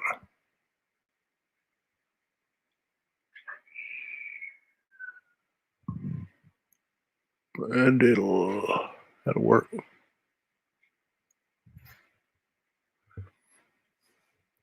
And I have to do it over here too. Still the same guy. Should be grease.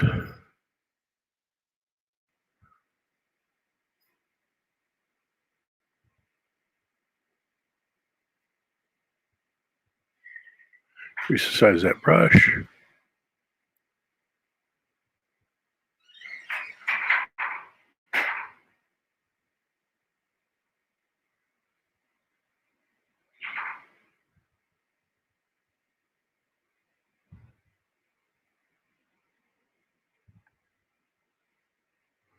Okay.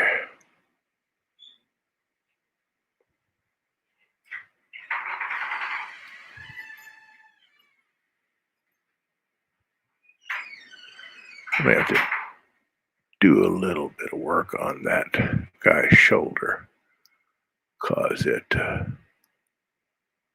see what I have to do.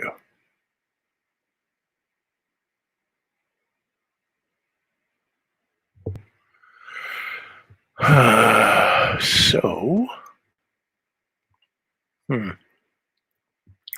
well, let's look at that brown, change it a little bit. You don't want it to be the exact same chroma as his. I'm coloring his boot over here in the left panel. The old man's boot. It's picking him up. But I don't want it to be exactly the same, but I also want it to kind of blend in. And also are interested in making sure this guy. Okay. Now, okay, now it's down to what kind of gray are we going to use for that little tree that's, let's make it a greenish gray. Yeah. And let's see if that works. Okay, down here in the color. Let's see if that works. more like a bluish gray.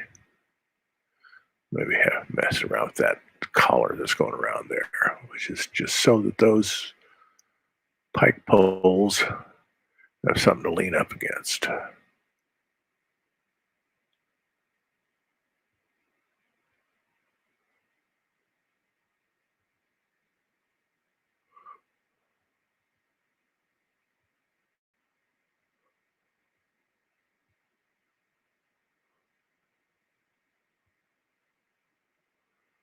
That's a little probably too bluish.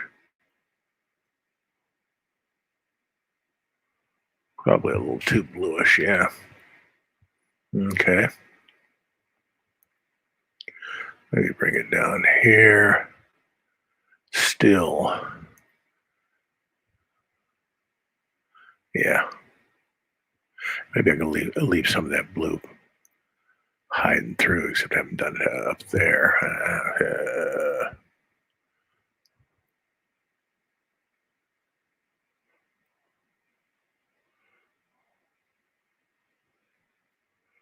Okay.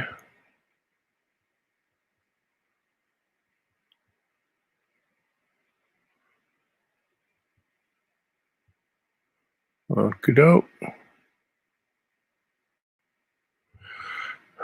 And, well, I'll just do it over here too. Let me see.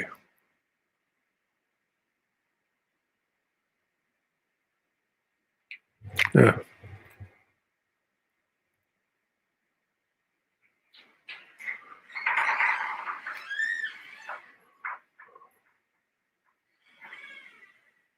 No, no, no, no, no, no.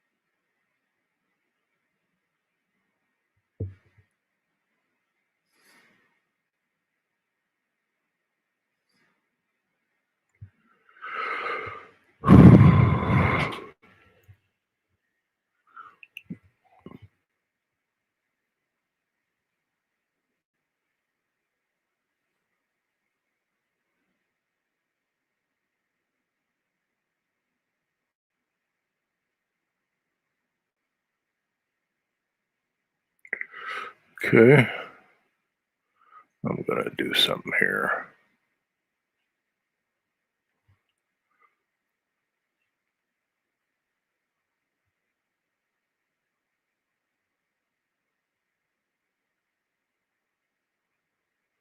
Make my life a little easier. Okay. Da, da, da, da, da, da, da, da, da.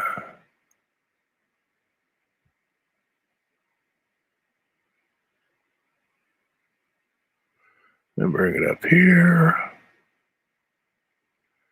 And fill that thing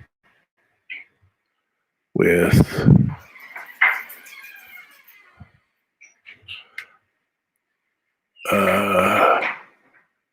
that color.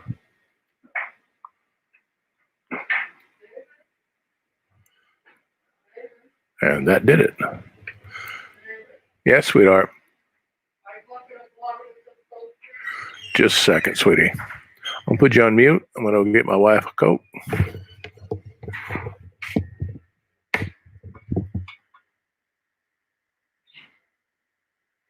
More important than your wife.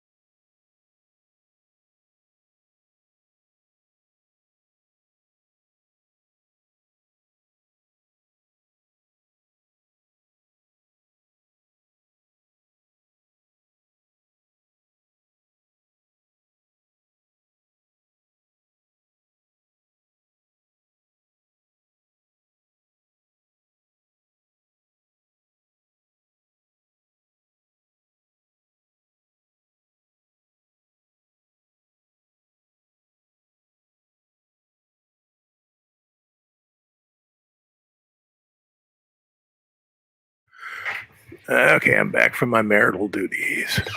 Okay, that works out pretty well because uh, it makes this look like it's in the shadows somewhat. Let's see if I can make that work down here too.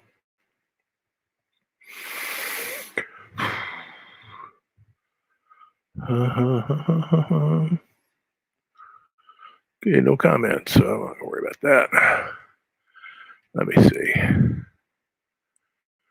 So we're back down to this, and we're still coloring this in. And right now, obviously, I have got something selected. Yeah, I had something selected.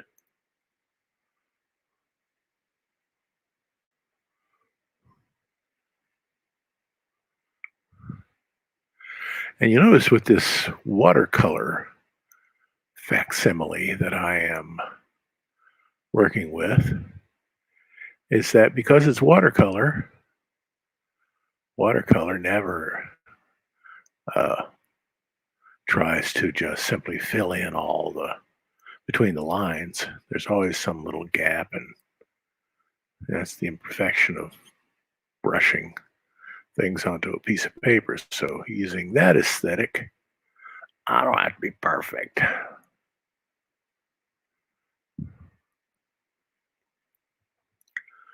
Perfection ain't easy, especially in the arts. Maybe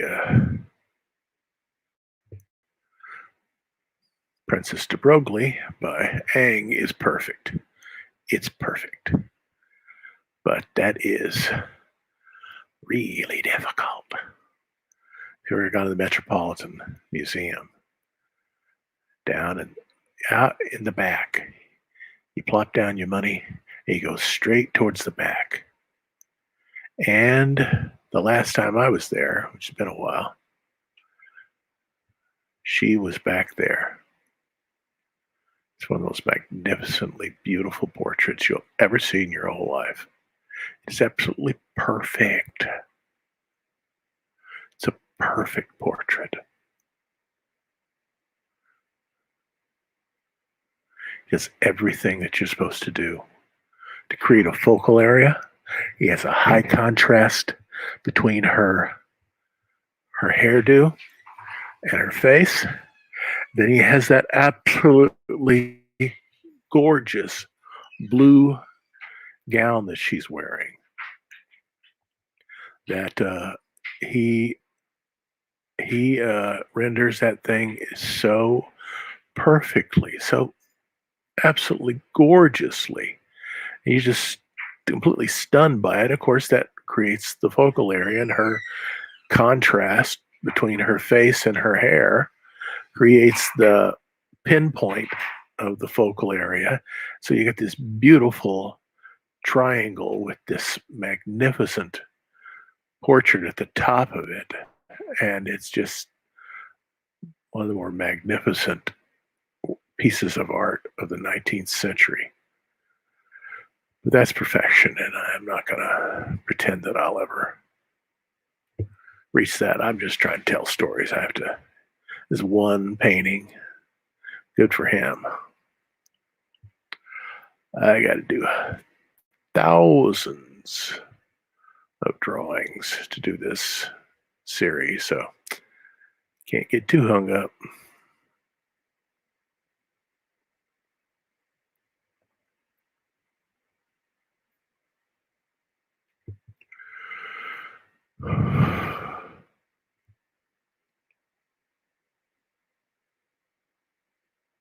Picasso had a big influence from Ang. All those classical, the classical period of his comes straight out of Ang. He changed it a lot. He made it much simpler. One thing he's probably not, obviously not in Ang's league when it came to skills. I don't think anybody would disagree that Ang had painting skills that were just unbelievable.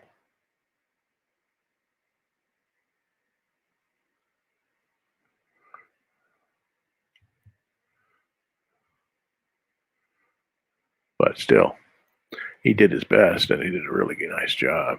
And he was also probably being influenced by Greek vase painting, some of those things. It's pure line drawings he did, though, are very comic book like. This is really before comic books took off.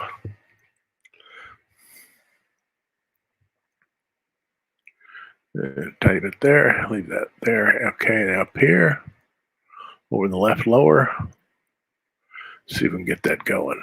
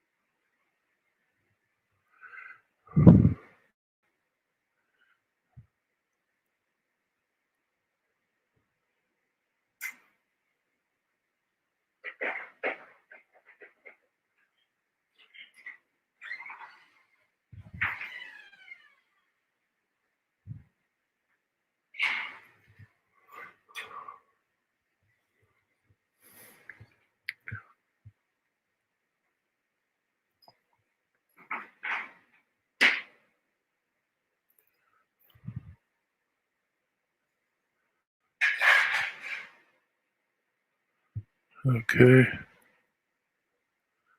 Yeah, up here.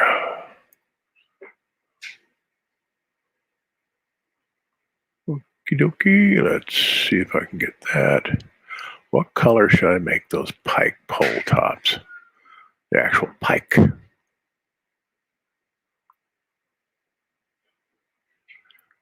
want them to stand out, but you don't want them to look like they're, you know,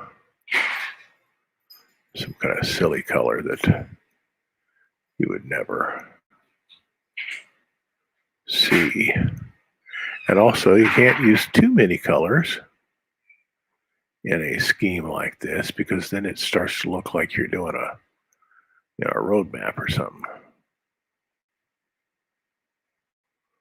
There's a limited number of colors you can use in a composition before you start getting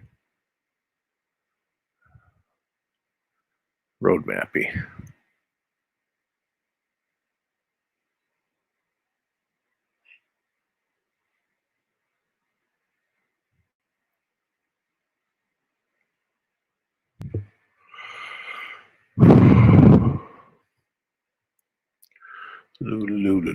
So I'm getting into the point where I've got all the base colors set up.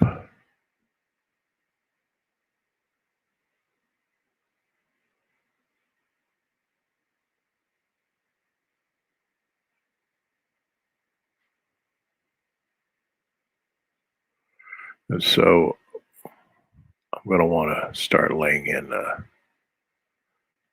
shadows and playing around with the value of each color.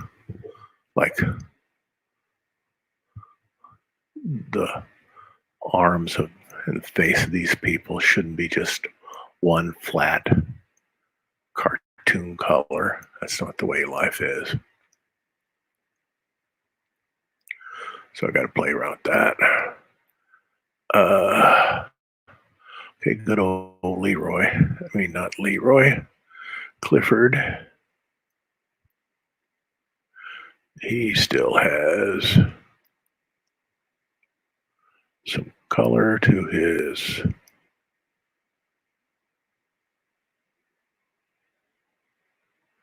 Yep. Then we want to bring this over here, bring this up here a little bit,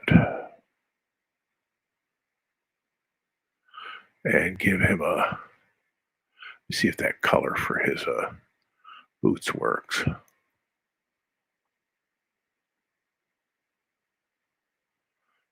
Yeah, because it's not the same value in chroma of that space back there, but it's a little deeper value. May actually be the same level of, you know,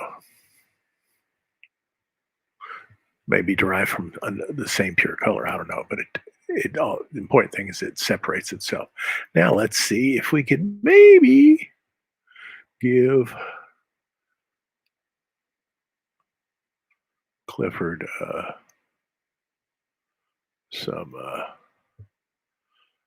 uh,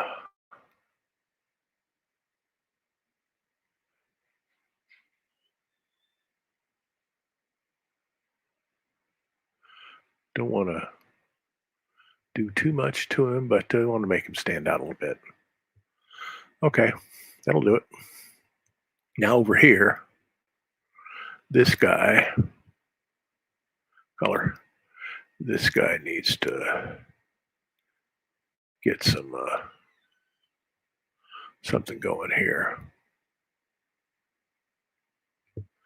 so that it's not just a flat color.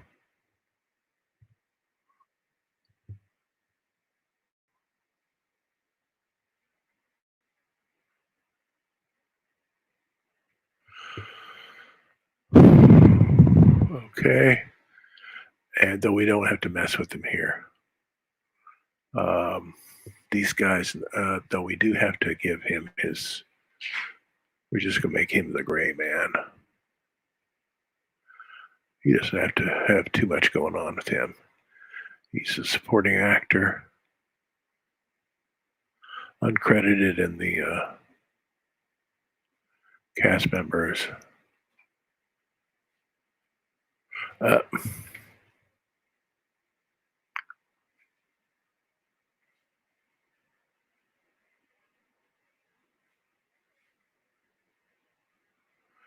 uh-huh.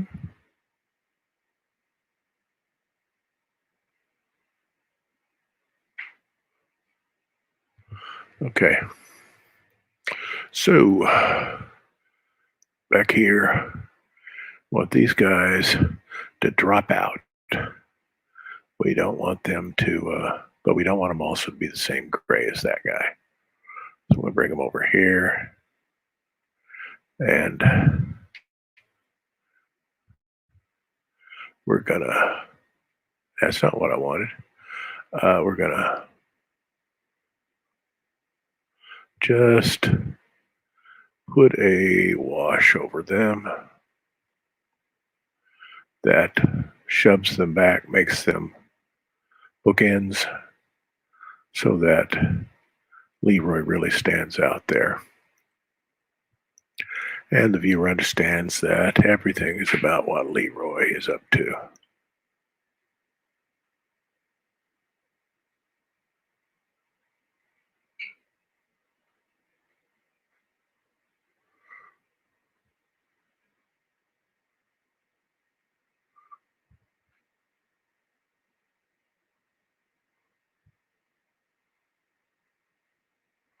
Okay, down here also.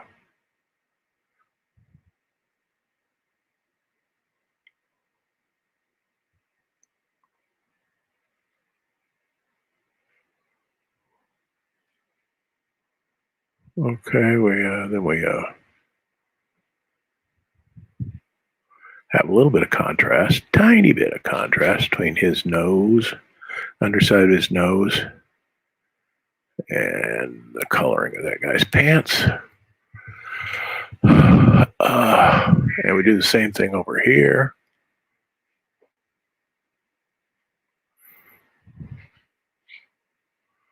Because this is just a way to get these guys to take their place as subordinate areas.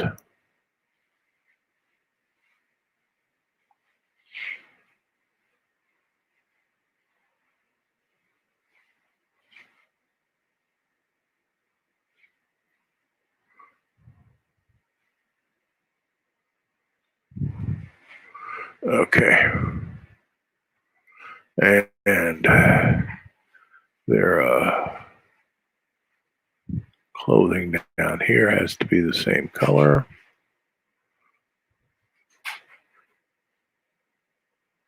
Okay. Amazing how you can almost like throw a curveball to that, those little corners by just lightening up on your brush stroke, and it tapers, and all of a sudden you got it.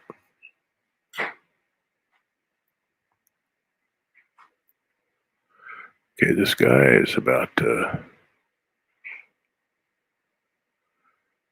be resolved. And then what do we do with, well, we'll put this same thing over him.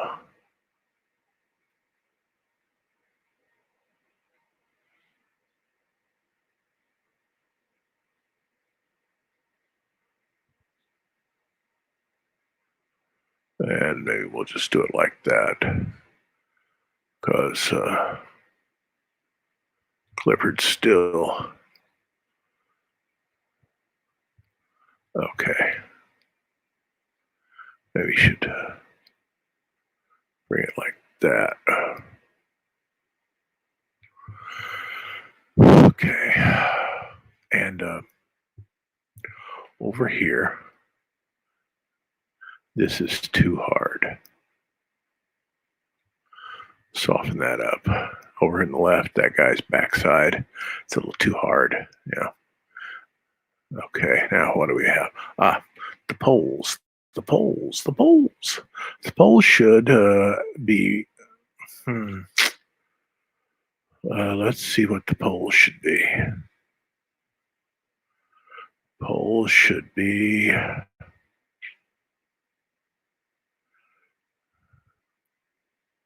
We don't want them really green, but we also want them.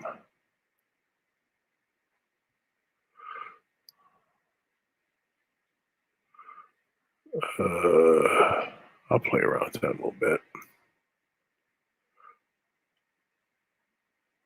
Let's try that. First, let's try it over here. We actually see the dang things.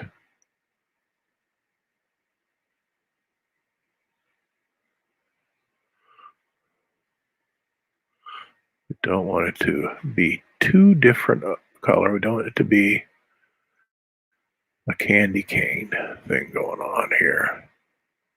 We want it to be analogous colors. But we also want it to be a cool color so that his hands stand out.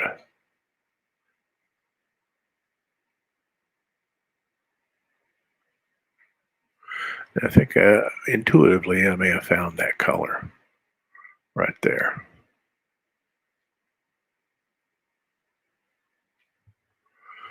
And right up there. Roger 90.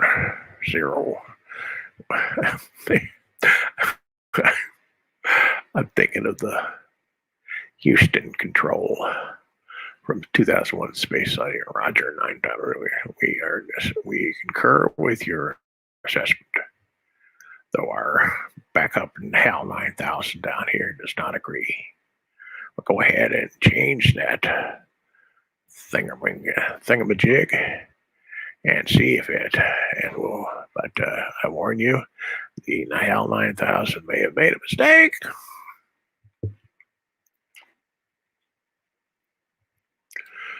And you're in big trouble, boy.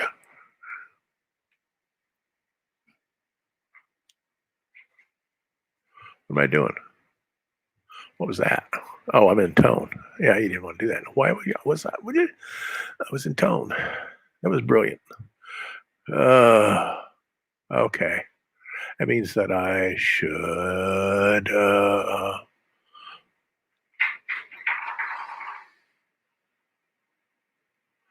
maybe blend that instead of.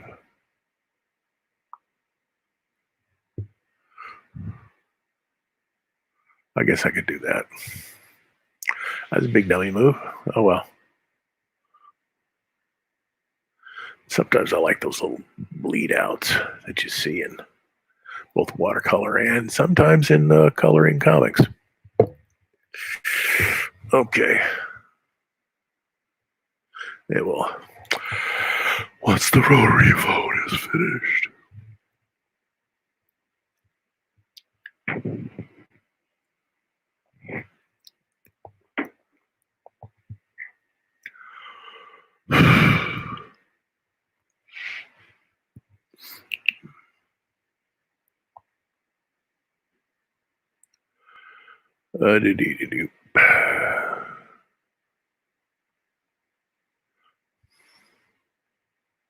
There, rotary phone's done. Let's use my little hand tool here so it gets done correctly and I don't have to have it wander all over the page, if you would be so kind. Okay. And of course, we have to go back and eyedrop that color. And this time, I'm going to bring it down into color, like I'm supposed to. And there.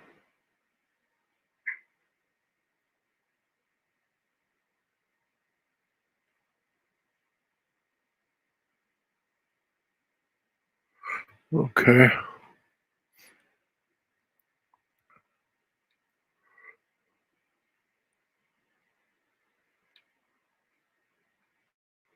And it means well, let's finish this.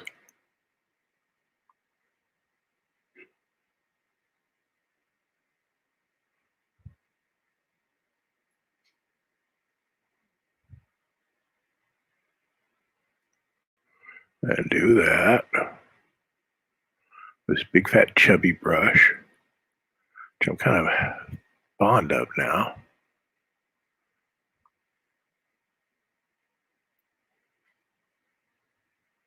Okay. Now up here, not there, silly. That thing, the tone area. We have to get rid of that there because that is also a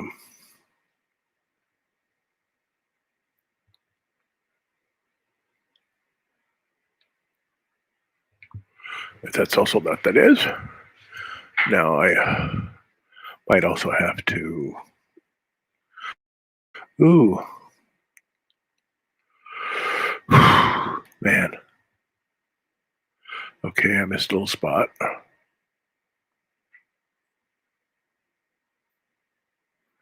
Right over here. Where am I? Okay. Let's look at the whole dang thing.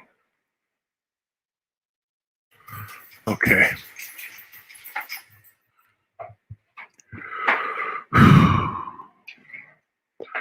It's at the point where I think I should call it a day. It's about 2.5 hours. 2.5 hours is about when I start feeling like it's old time for the old man to take a nap. So, but one thing goes on here that is okay. Now that I see it, I realize what I need to do. I need to go down here to the line drawing copy.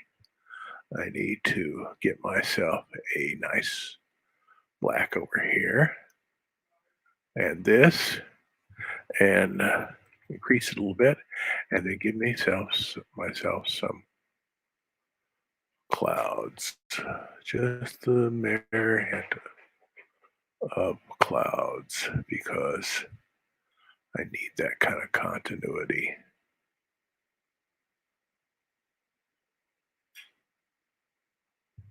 Over here, and I need it over here too.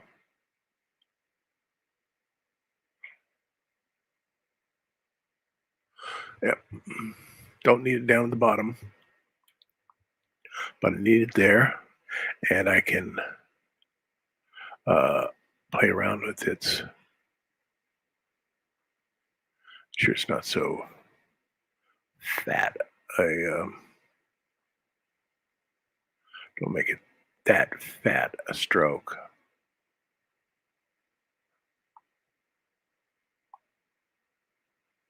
Okay.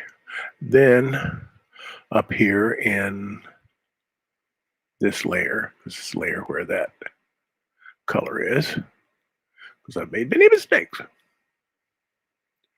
I need to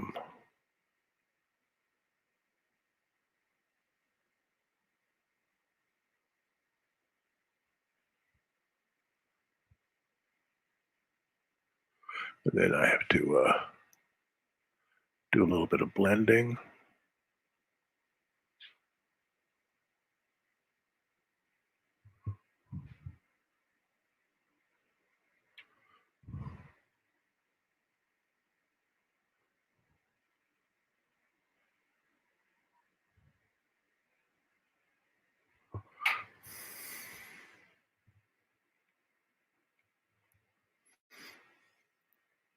A little more here.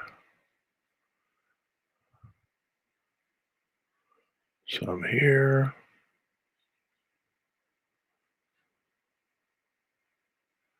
Bit there.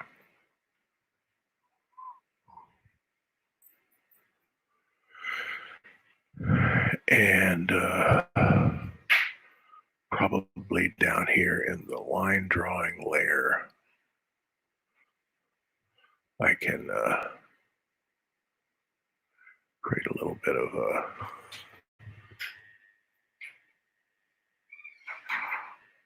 softness in the underbelly of those clouds.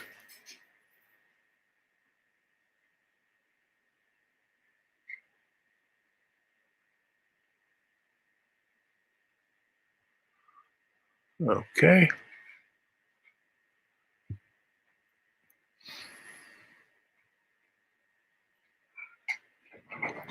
A little bit here too, and I notice that it wouldn't be such a bad idea to have some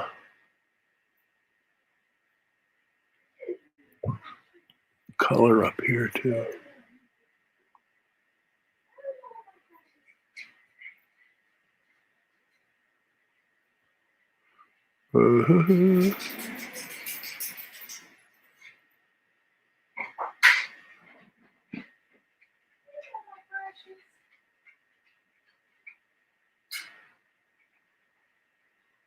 Okay. So now what's it look like? Yeah. Yeah. Probably here in that layer, I could bring this up a tiny bit more. Yeah, because that does look a bit squirrely. And go down here to the line copy, and yeah, it looks a little better. So tomorrow I'll put in the shadows. So let's look at and see how these two go together.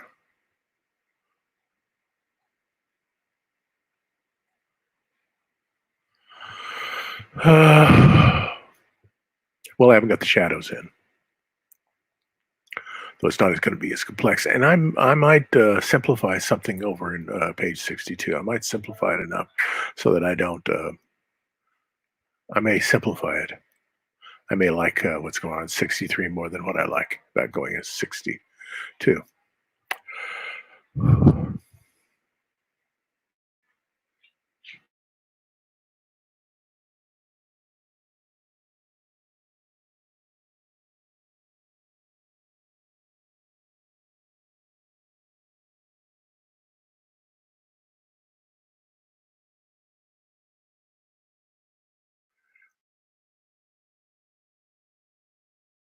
Come on, there. So you know, I'm always adjusting. I always have to make some adjustments because kind of like what's going on here. Don't want to get too fancy with the shading because it doesn't need it, and maybe I need to. This is cool, but maybe the rest needs to kind of lighten up, and maybe this guy. Maybe it's this. If I covered that up with my. It doesn't bother me too much, and maybe these guys' hats need to just be simple. No shading with the line and everything like that. Anyway, I'll figure that out. All these things are all up in the air until I finish them. And maybe this color is too dark over here, and this should be that color. You know, these are the things you think about. So what? Oh well. So where's my little ending screen? Where are you, boy? Ending screen. Where are you? Not you. Oh, you. Artboard on screen. There you are. No, you're not. Where are you? That thing there? Yep. Right over here. Yep. Got to do things right. This is Blueboy Brown, Adventures of the Family. If you want to, get over it at Patreon. Next 5 guys who sign up are girls, or women, or men, whatever. Get a piece of original art. And it's cheap. You can find this at Heritage Auctions, not these prices. And then, anyway. Okay, so right, support patreon.com/David Greg Taylor. So I'm gonna call it a day, end the broadcast, and so y'all take it easy. See you tomorrow at 10 a.m.